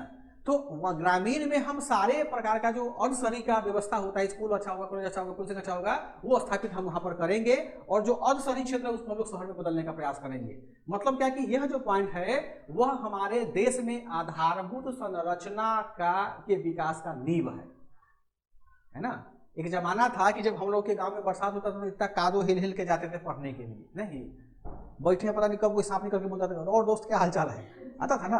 अब क्या पक्का बन गया है, रोड भी अच्छा बन गया हुआ है, प्रकाश नहीं होता था तो क्या हम लोग डिबिया में जला के यूज करते थे, है ना। बिजली कटता था तो अभी कटा तो 10 घंटे बाद बिजली आती तो खूब खुश हुआ करते थे। अभी देखती हो, अभी मना दी बिजली कट जाए, कम से कम कुछ तो भाई राहत मिलेगा बिजली बिल से, है ना। वहां तो कांचा कम नहीं है पब्लिक का।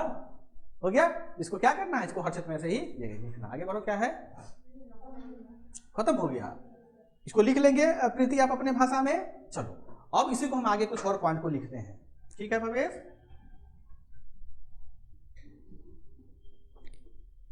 समझ में आया मृणाली बजट? हाँ सर।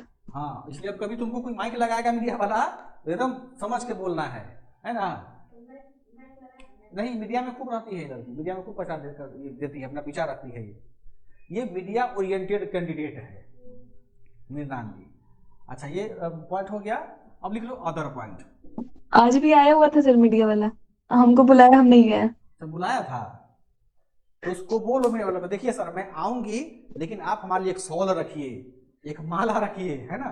और जब हम आए तो थोड़ा सा फूल फाल, तब ना हम आएंगे। हो गया, चलो।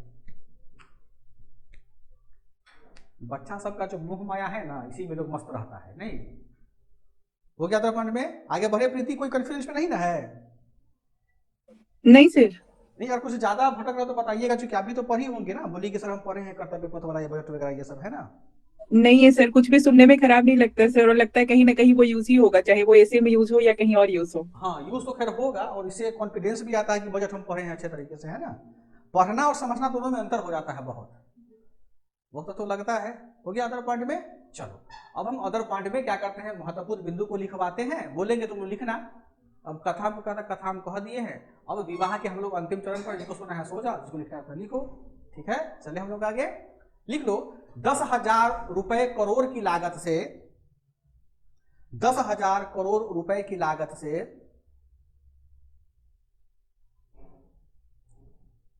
भारत को वैश्विक बायोफार्मा निर्माण केंद्र के रूप में स्थापित किया जाएगा। भारत को वैश्विक बायोफार्मा निर्माण केंद्र के रूप में, बायोफार्मा भगवान निर्माण केंद्र के रूप में स्थापित किया जाएगा।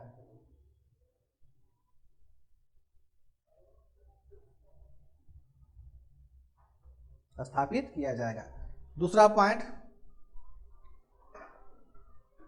श्रम गहन वस्त्र क्षेत्र एकीकृत कार्यक्रम, श्रम गहन वस्त्र क्षेत्र एकीकृत कार्यक्रम की शुरुआत की जाएगी। कार्यक्रम की शुरुआत की जाएगी जिसके अंतर्गत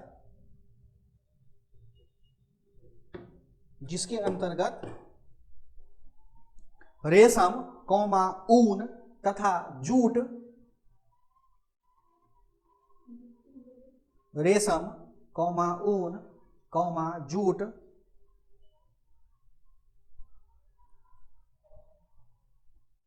से बने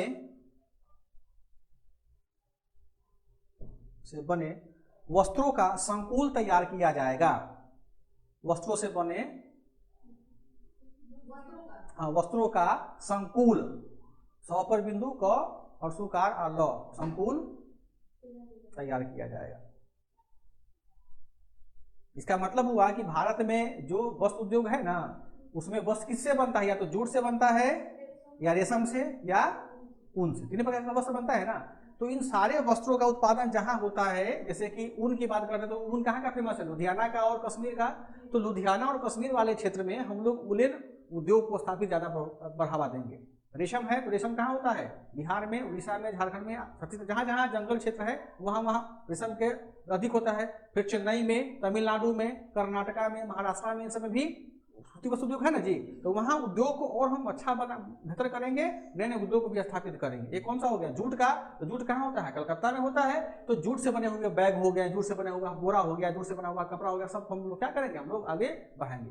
तो ये चीजें जहां जहां दिमाग में रखना कि जहां जहां इसका उत्पादन होता है वहां वहां क्षेत्र को ज्यादा विकास करेगा। जैसे हमारे रेशम की बात कर रहा है ना, कब भागलपुर की योजना घूम करके आएगा, पैसा दिया जाएगा। भागलपुर क्या है, एक औद्योगिक शहर भी है, वहां रेशम होता है।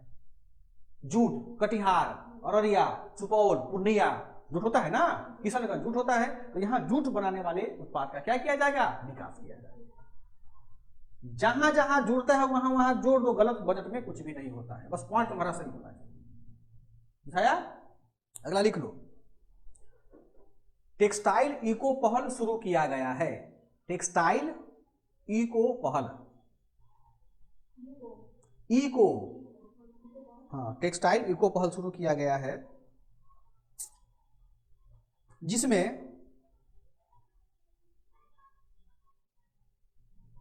वस्त्रों का निर्माण इको फ्रेंडली तरीके से किया जाएगा। यानी कार्बन का उत्पादन क्या होगा, लगभग शून्य होगा, जिसमें वस्त्रों का उत्पादन इको फ्रेंडली किया जाएगा।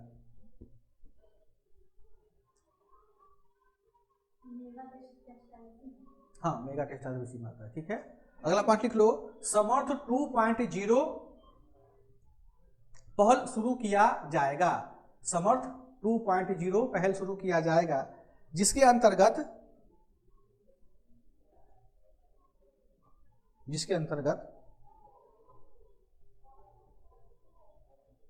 वस्त्र कौशल इकोसिस्टम विकसित किया जाना लक्षित है।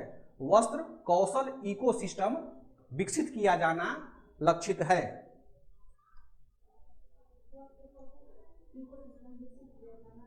लक्षित है। और वस्त्र कौशल का मतलब क्या होता है, देखो एक जमाना था कि जब हम लोग पैंट पहनते थे, जींस का जमाना आ गया। जींस देखती हो, जांग पे फटा रहता है, ठेवना में फटा रहता है, और जितना फटेगा उतना ज्यादा महंगा जींस होता है। यार ये कौन सा कपड़ा होता है ना, ये चला गया हुआ है। लड़की का जो ड्रेस पहने हुआ करता था, सभी सलवार सीधा या साड़ी पहनती थी। अब लड़की का ऐसा ड्रेस है कि जब किसी मॉल में जाओ तो कौन कौन डिजाइन का आता है पता नहीं चलता, कि भाई लेता रहता है सब लोग। तो जो डिजाइनिंग वाला कॉन्सेप्ट होता है, ये कौशल से आता है। कहाँ से आता है, कौशल से आता है। यानी भारत सरकार का योजना है कि जो भी टेक्सटाइल इंडस्ट्री से जुड़े लोग हैं उनको हम स्किल बनाएं, न केवल वस्त्र उत्पादन बल्कि वो कपड़ों का डिजाइनिंग भी अपना से कर ले। देखो कि पहले जैसे हमारी मम्मी लोग ब्लाउज पहनती थी ना, तो यहाँ तक पहनती थी, अभी भी वो लोग ही पहनती है, ठीक। जैसे जैसे विकास हुआ, ब्लाउज कहाँ तक चलाया, अभी छोरी तक चलाया हुआ है ना। ये हम इसको बोलते हैं वस्त्र कौशल। क्या बोलते हैं, वस्त्र कौशल। यानी जिसको जैसा विकास करना है, ड्रेसिंग में हम कैसे डेवलपमेंट करेंगे, उसका ट्रेनिंग हमको इसमें लक्षित किया गया हुआ है।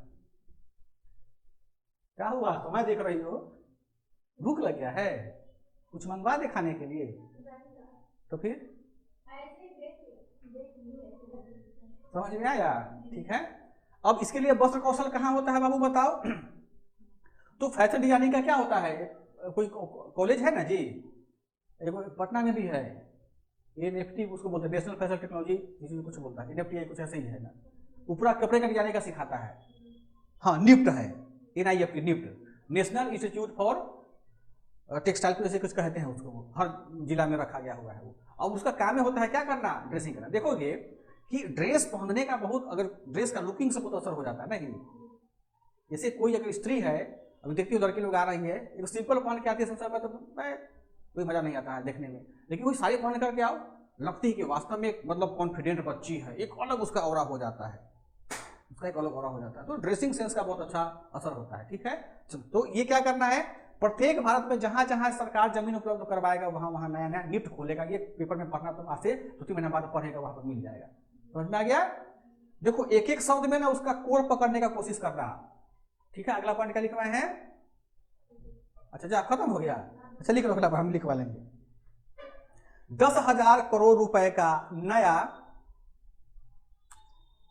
एमएसएमई विकास निधि कोष स्थापित किया जाएगा।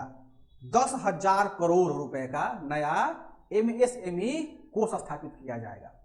अब बताओ तो अभी वर्तमान में एमएसएमई उद्योग मंत्री कौन है,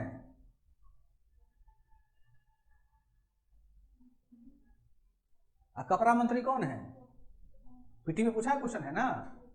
अच्छा मान लो कि जो भी मंत्री रहे एमएसएमई का, जीतन मांझी जी हैं शायद वही है मेरे ख्याल से केंद्र के मंत्री। अगर सोचो उनका अब एक नया कोष बना कितना 10,000 करोड़ रुपया का, मालिक इसका पैसा कौन? वो। तो वो अगर कहीं कहीं स्थापित करेगा एमएसएमई तो किसको देगा पैसा? सोच लो। नेता सब ऐसा ही नहीं ना होता है, देखती हो जाता है साइकिल पे आता है फॉर्च्यूनर पे, कहां से पैसा आता है इतना? आगे चलो, चले आगे लिख लो। समर्पित फ्रेट कॉरिडोर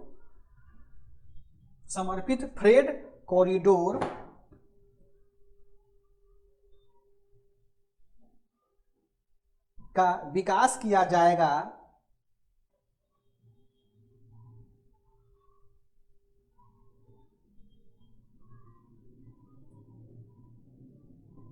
समर्पित फ्रेट कॉरिडोर का विकास किया जाएगा जो पूर्व में दानकुनी, क्या लिखे हैं? दानकुनी से पश्चिम में सूरत तक, हाँ दानकुनी ब्रैकेट में पश्चिम बंगाल, ब्रैकेट में पश्चिम बंगाल से सूरत गुजरात तक होगा।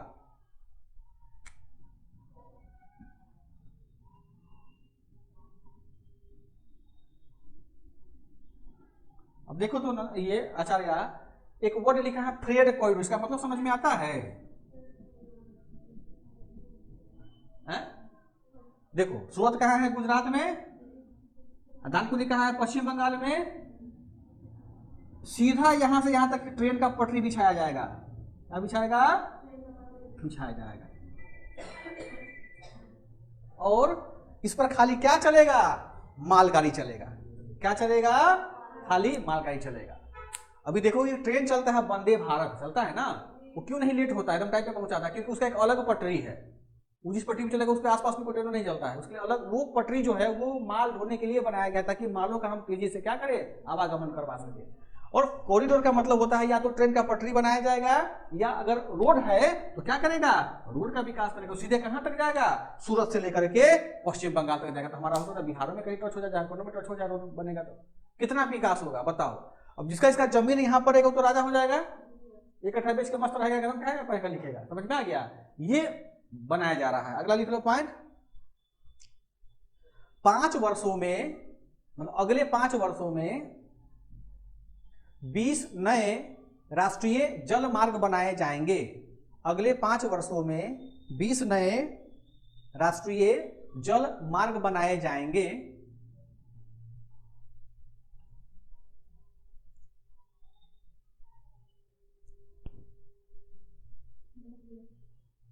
अभी कै गो वाटर वे है? 4। कितना है? 4। अब 5 वर्ष में कितना बनाएगा? 20 गो। अभी कितना वाटर हाईवे है? पहला कहां जाता है? हल्दिया तक जाता है ना, जाता है गंगा नदी ना वाटर हाईवे पर। 4 गो है? 9 गो है? 4 गो है। आप 5 वर्ष में कितना बनाएगा? 20 गो बनाएगा। एक जमाना था आचार्य, जब अंग्रेज के जमाने में ना पूरा इलाहाबाद प्रयाग होते हुए, पटना होते हुए जहाज जाता था कलकत्ता। अब सुनती हो कि कोई जहाज वहां जाता हो कलकत्ता? नहीं जाता, नदी सूख गई है, उतना पानी ही नहीं है। ऊपर से पुल बना दिया है, कहां से चलेगा भाई साहब? कहीं जहाज गया टकरा गया तब वहां पे, और सबसे सस्ता साधन वही था। तो ये क्या है कि 5 वर्ष में हमको 20 ठो वाटर का वे बनाना है। तो पढ़ी होगी कि सरकार कोशिश कर रहा है कि पटना के दीघा घाट से पनिया जहाज खोलेंगे और माल को लेके कहां जाएंगे? कलकत्ता। वहां से जाएंगे बनारस।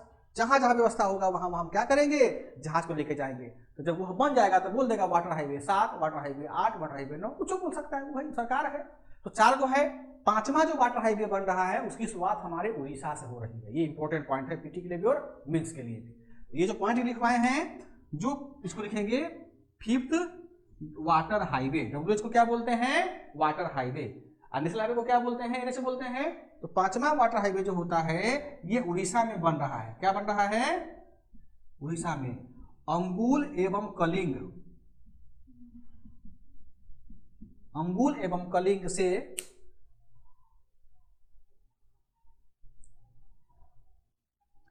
पारादीप और घामरा पत्तन तक, पारादीप और घामरा पत्तन तक।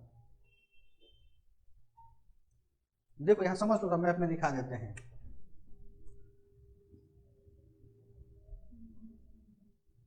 उड़ीसा यही है ना। पारादीप पत्तन की तरफ पढ़ी होगी दूसरे में, देखो नंदनी यहाँ पे ये पारादीप पत्तन है, ठीक। और इसी के आगे जब जाओगी तो वहां पे क्या है कि नदी बहती है, महानदी है वहां पे, कलिंग, यहाँ तालचर है, फिर आएगा अंगुल, फिर आता है कलिंग, सबको जोड़ेगा। तो टेढ़ा मेरा है, नदी बन गया, मतलब एक रास्ता बना दिया। जहां जहां नहीं मिलेगा वहां खोद के नदी निकालेगा। कैसे सूरज नहर भाई बनाया है ना निकलने के लिए, वैसे बनाएगा। इसी को नाम डाल दिया गया है NH, क्या जो सॉरी NH बोलते हैं, WH कितना 5। पीटी के लिए प्रश्न है ना, हाल ही में केंद्रीय बजट में वाटर हाईवे 5 की शुरुआत किस राज्य में की गई थी? कहाँ किया गया है? उड़ीसा में किया गया है। और कौन कौन जुड़ेगा जगह? तालचर, अंगुल और तालचर लिखवाए हैं, लिख लो। अंगुल के पहले लिख लो, अंगुल ये 3 है, तालचर है, अंगुल और कलिंग है। ये 3 जगह को कहाँ जोड़ेगा? पारादीप पत्तन के पास में जोड़ेगा। और देखो तालचर जो है और अंगुल जो है, कलिंग है, कलिंग किस लिए प्रसिद्ध है?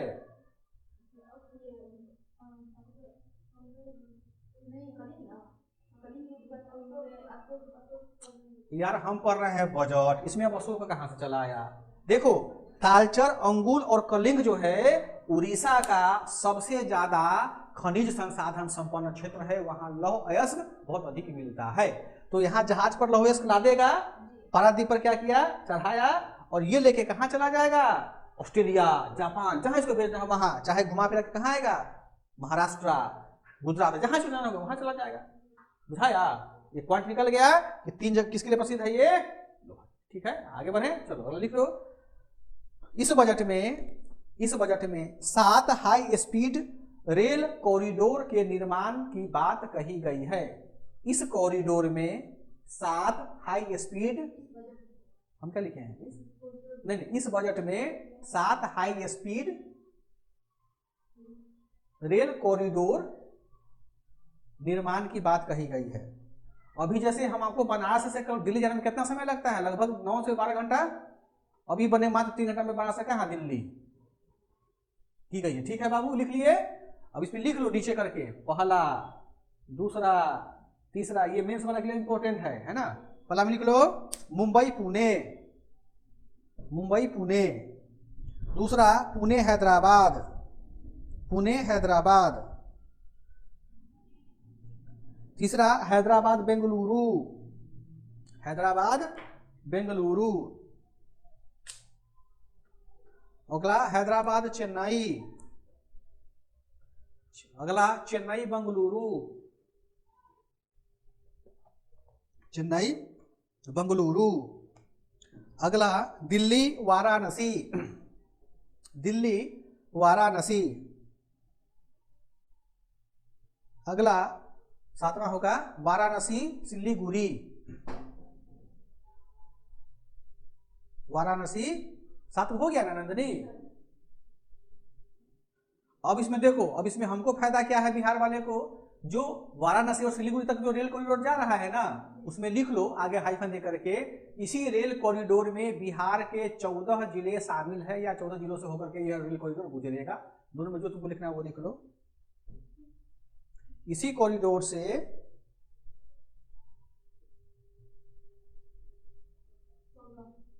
हाँ 14 जिला। अब देखो, अब ये रेल कॉरिडोर कहां से बनेगा, कौन कौन जिला, इसका स्पष्ट चर्चा नहीं किया गया हुआ है। लेकिन जो मंत्री होगा उसको तो पता है ना कि रेल पटरी कहां से बनेगा नंदनी, तो वो लोग जमीन वहां खरीदना शुरू कर देगा। नेता विधायक बनने बहुत फायदा है जी, पहले पता होता है कि किस जमीन का दाम बढ़ होगा कम होगा। नहीं, अगला लिख लो, कोई भी राज्य निजी क्षेत्र की सहायता से अपने यहां 5 चिकित्सा केंद्र स्थापित कर सकता है। हाँ, निजी क्षेत्र की सहायता से अपने यहां 5 चिकित्सा केंद्र स्थापित कर सकता है।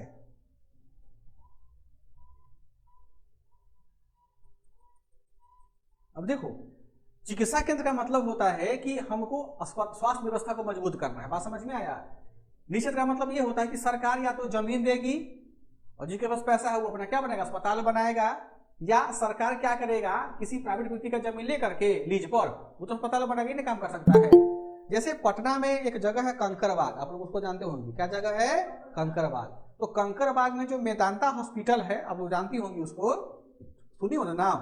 तो मेदांता अस्पताल जो है पूरा इतना बड़ा जमीन जो है ना बिहार सरकार का दिया हुआ है। अब भवन कौन खड़ा किया हुआ है, निजी व्यक्ति, डॉक्टर सब। अब सरकार को फायदा क्या होगा, तो मेदांता एक बहुत अच्छा अस्पताल माना जाता है, बहुत अच्छा सस्ता इलाज भी करता है वो। और उसमें बिहार सरकार जब जमीन दिया तो बोला कि देखो यार तुमको हम जमीन भी सब दे रहे हैं, मतलब उसका पैसा हम नहीं लेंगे, तो लेकिन तुमको हमारे यहाँ जो भी बिहार सरकार की जितनी भी योजनाएं चलती हैं स्वास्थ्य संबंधित, वो कार्ड लेके तुम्हारे पास में अगर जाएगा तो तुम उसको निःशुल्क या कम दाम में तुमको क्या करोगे, इलाज तुमको करना होगा। ठीक है सर, हम कर देंगे। वो इसमें लॉस किसको होता है, लॉस सरकार को। मान लो हम कार्ड बनवाए, हम वहाँ दिखवाने के लिए गए मेदांता में, वो हमको डॉक्टर जानता है कि मेरे पास बीमारी नहीं है, फिर भी क्या करेगा, ई जांच, ऊ जांच, फलाना जांच, टिमाना जांच, फला वो सब जांच कर लिया, और रिपोर्ट बिल किसको भेजता है, सरकार को। बता देखिए ना सर, आप जिस आदमी को भेजो उसके पास उसको तो कैंसर हो जाता तुरंत, हमको पास भेज दिया, बचा लिया, उसको दिखा दिया 5 लाख का बिल। तो सरकार के दिखाता है मेदांता वाला कि हम आज 1 महीने में तुमको 20 करोड़ रुपया का तुमको हम क्या की इलाज करके दिए हैं लोगों को। सरकार भी खुश कि हाँ मेरे काम, वास्तव में कितना है, तो फ्री का मिल रहा है जमीन सब उसको। इसीलिए जो अच्छे बुद्धिमान व्यक्ति लोग हैं ना, सरकार से जमीन अभी ले रहा है, अभी योजना निकला है ना, उद्योग लगाओ, जमीन मतलब ले रहा है, उसमें उद्योग लगा के अपना मस्त रहते रहो। बजट में कहा गया, इसका मतलब कि सरकार, केंद्र सरकार भी तुमको क्या करेगा, मदद करेगा। अगला पॉइंट लिख लो, खेलो इंडिया मिशन। इस बजट में खेलो इंडिया मिशन की शुरुआत की जाएगी।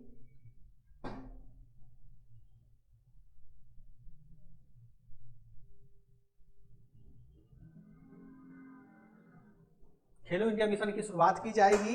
ठीक, अब देखो खेलो इंडिया मिशन का मतलब ये होता है कि अगले 10 सालों में, उसमें लिख लो अगले 10 सालों में, उसमें लिखना अगले 10 सालों में कुशल और अनुभवी खिलाड़ियों एवं कोचों को तैयार करना। खिलाड़ियों एवं कोचों को क्या करना, तैयार करना।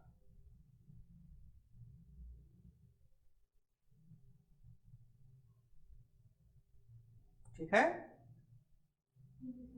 अब जरा दिमाग लगाओ तो नंदनी, कभी सुनी हो कि पटना का जो मोनू स्टेडियम यहाँ पे राधा नगर में, उसका जीर्णोद्धार किया जा रहा है ना, तो उतर के बड़ा किया जा रहा है। राजगीर में स्टेडियम बनाया गया हुआ है, देख रही हो, आज से थोड़े बन रहा है, पहले से बना हुआ आ रहा है। चर्चा को अब किया गया हुआ है। अब जैसे ही वहां तो खेल शुरू हो जाएगा, चाहे मूल्य शुरू हो जाएगा, तो प्रधानमंत्री चाहे नीतीश कुमार जाएंगे, फीता काटेंगे, बोलेंगे देखिए जनता मीडिया में, देखिए तो कल बजट पेश हुआ और आज हम इसका उद्घाटन कर दिए प्ले ग्राउंड का। स्कैम है, क्या है, स्कैम है। वो सरकार से नहीं कोई जीत सकता है यार, बहुत मतलब झोला छाप काम, मतलब झोला वाला काम करते हैं हम लोग। योजना जितना लिखो सब योजना बल से चल रहा है। देखो कि हर जिला में एक मतलब ये बनाया, स्टेडियम बनाया जा रहा है, पढ़े होंगे बिहार सरकार का है ना, सब इसी बन तो रहा पॉलिसी, अभी योजना में पढ़ रहे हैं हम लोग बजट में। मतलब कि हम अगला साल जो दिखवाएंगे वो काम हम 5 साल पहले से कर रहे हैं, तब ना हम दिखाएंगे कि हम त्वरित काम कर रहे हैं। पिरामिड जीत आया था, काम एकाएक बढ़ा के कर दिया हुआ है। बात समझ रही हो? तो जो भी योजना बजट में ना कुछ समझ में आया तो जो चला सबको लिख दो कि शुरू किया गया, वो बात खत्म। इतना कौन पढ़ने जाता है? हकीकत बात यही कि जो योजना हम लोग पढ़ रहे हैं सब कुछ दिख ही रहा है ना तुमको, सब है। आईजीएम में से सब पीपीपी में चल रहा है, इसमें कौन चीज नया तुमको मिल रहा है बताओ। ठीक है, बजट मतलब होता है पैसा, किसको, नेता को। और हमारा तो कोई पैसा नहीं। कल भी दाल भात चोखा खाए थे, आज भी खाएंगे और कल भी खाएंगे। हाँ नहीं नंदिनी, अगला पॉइंट लिख लो बाबू। अब लिख लो भारत विस्तार योजना। इस बजट में भारत विस्तार योजना शुरू किया गया है।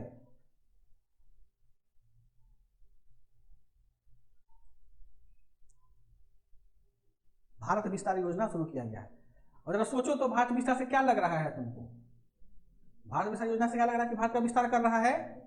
अगर जो व्यक्ति बजट नहीं पढ़ेगा गलती कर लेगा, और यूपीएससी पीटी जो होगा ना कुछ पूछेगा कि भारत विस्तार योजना पर आप नियमित कथन पर विचार कीजिए। वास्तव में भारत विस्तार योजना कृषि में आर्टिफिशियल इंटेलिजेंस टूल के प्रयोग से संबंधित है। क्या लिखी हो गया है इसमें? कृषि में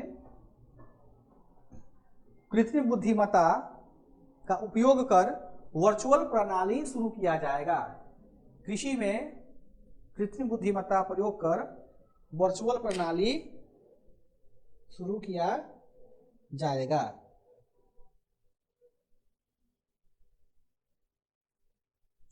हो गया?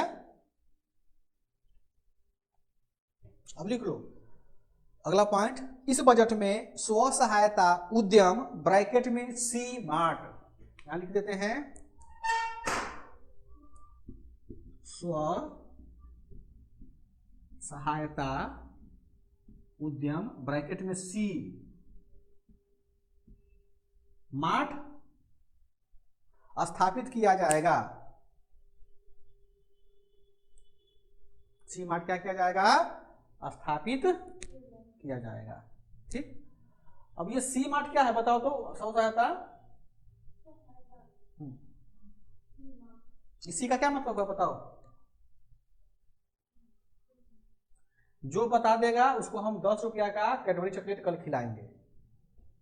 Sir female. देखो प्रीति बता दी। अच्छा जब आइएगा तो वो खिलाएंगे प्रीति यहाँ पर ऑफलाइन में। सी का मतलब यहाँ पर हो गया सी, SHEC, हाँ मतलब महिला, स्त्री।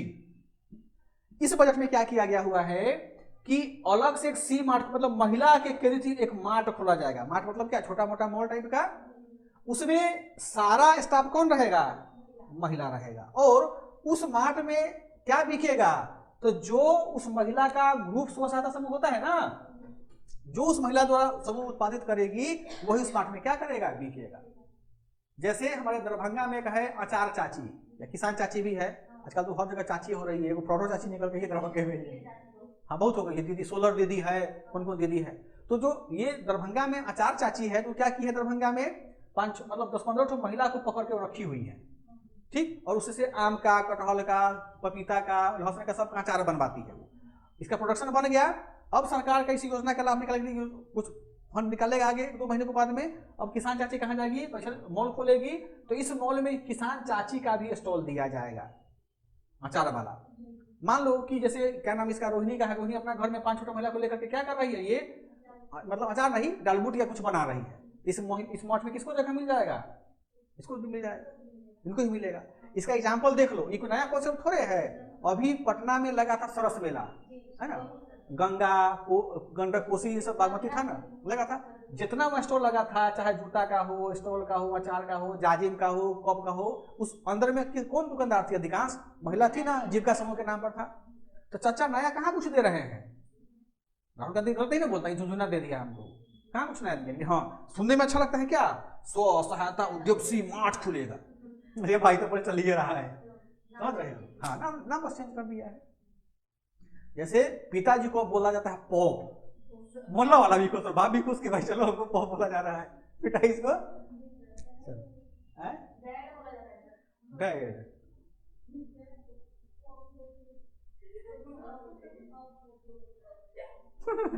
बापो कहेगा जाओ रे हम कैसा औलाद पैदा कर दिए, पिताजी के जगह पॉप बोल रहा है हमको। चलो आगे बोलते हैं, आगे लिख लो बाबू। विकसित भारत के लिए एक बैंकिंग समिति स्थापित की जाएगी। विकसित भारत के लिए एक बैंकिंग समिति स्थापित की जाएगी।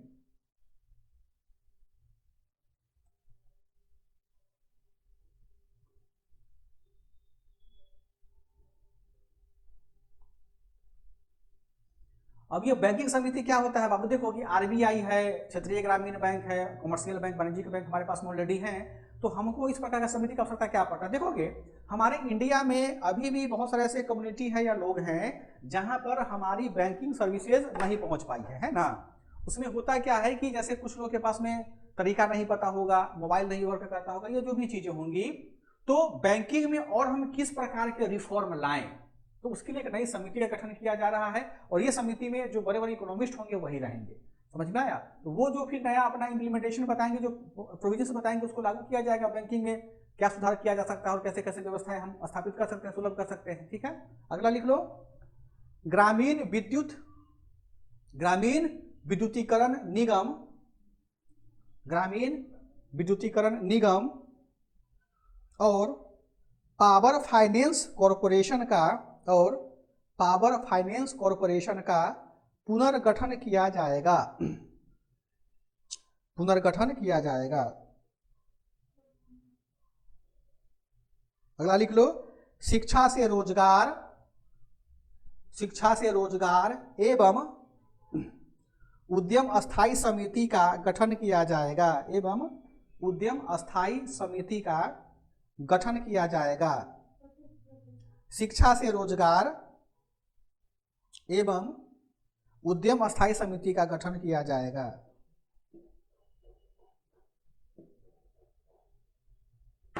अगला लिख लो, भारत के समुद्र तटवर्तीय राज्यों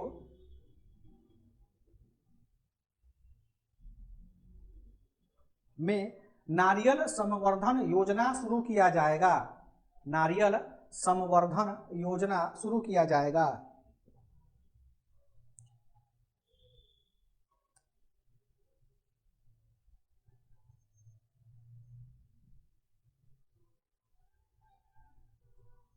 अगला लिख लो, 16वें वित्त आयोग की सिफारिश पर 16वें वित्त आयोग की सिफारिश पर राज्यों को 1.4 लाख करोड़ रुपए, राज्यों को 1.4 लाख करोड़ रुपए आवंटित किए जाएंगे। यह राशि चरणबद्ध तरीके से, सर रिपीट कर दीजिए ये थोड़ा सा। हाँ ठीक है, ये कौन सा? बोले हैं कि 16वें वित्त आयोग के सिफारिश पर राज्यों को 1.4 लाख करोड़ रुपए 1.4 लाख करोड़ रुपए आवंटित किए जाएंगे। यह राशि 1 अप्रैल 2026 से यह राशि 1 अप्रैल 2026 से 31 मार्च 2031 तक चरणबद्ध तरीके से दी जाएगी। चरणबद्ध तरीके से दी जाएगी।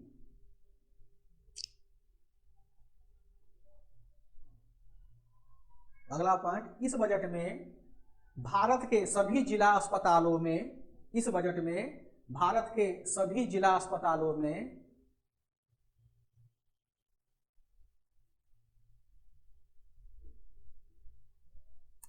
इमरजेंसी एवं ट्रॉमा सेंटर खोला जाएगा।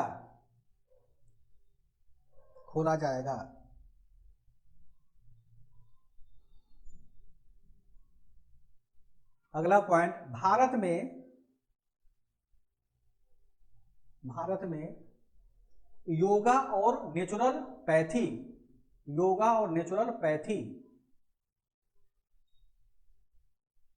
के माध्यम से मेडिकल टूरिज्म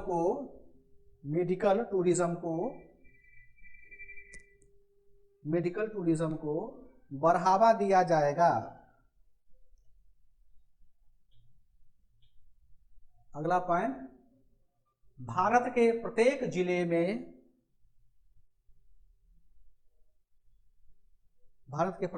में बालिका छात्रावास स्थापित किया जाएगा।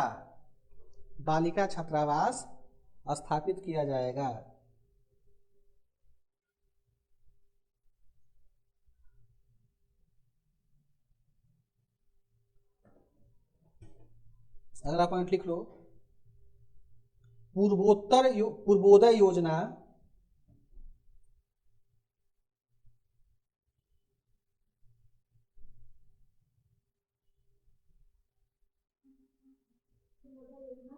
के अंतर्गत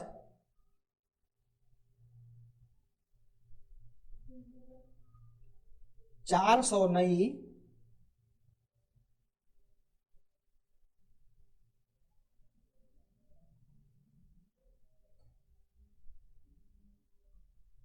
400 नई इलेक्ट्रिक बसें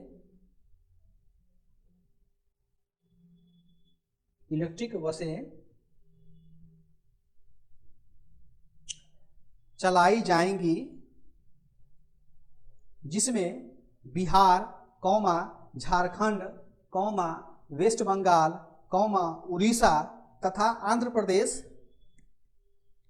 तथा सर रिपीट कीजिएगा। अच्छा, परमिला जुड़ी हुई हो? जी नमस्कार सर। हाँ, प्रणाम प्रणाम, बहुत दिन के बाद जुड़ी हो। सर अभी थोड़ा लेट से हो रहा है, जो मतलब कि आए हैं जस्ट। क्या बोले लेट हैं? रिपीट कीजिएगा सर। पूर्वोदय योजना जो है उसके अंतर्गत 400 इलेक्ट्रिक बसें चलाई जाएंगी, है ना। और ये योजना कहाँ कहाँ चल रहा है? बिहार, झारखंड, पश्चिम बंगाल, उड़ीसा और आंध्र प्रदेश।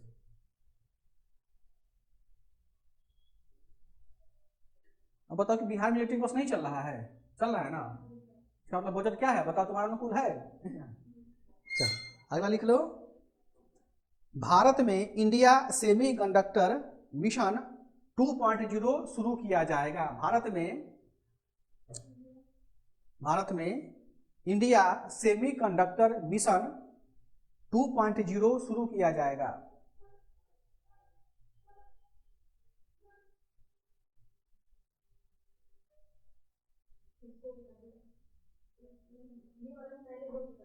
सब हो चुका हुआ है। अगला लिखो, महात्मा गांधी हथकरघा योजना शुरू किया गया है। महात्मा गांधी हथकरघा योजना शुरू किया गया है। अगला लिखो, इस बजट में ऑरेंज इकोनॉमी, इसको बोलते हैं नारंगी अर्थव्यवस्था। इस बजट में ऑरेंज इकोनॉमी अर्थात नारंगी अर्थव्यवस्था पर ध्यान केंद्रित किया गया है। बताओ तो ऑरेंज इकोनॉमी क्या होता है? वो मुझे ला रही थी।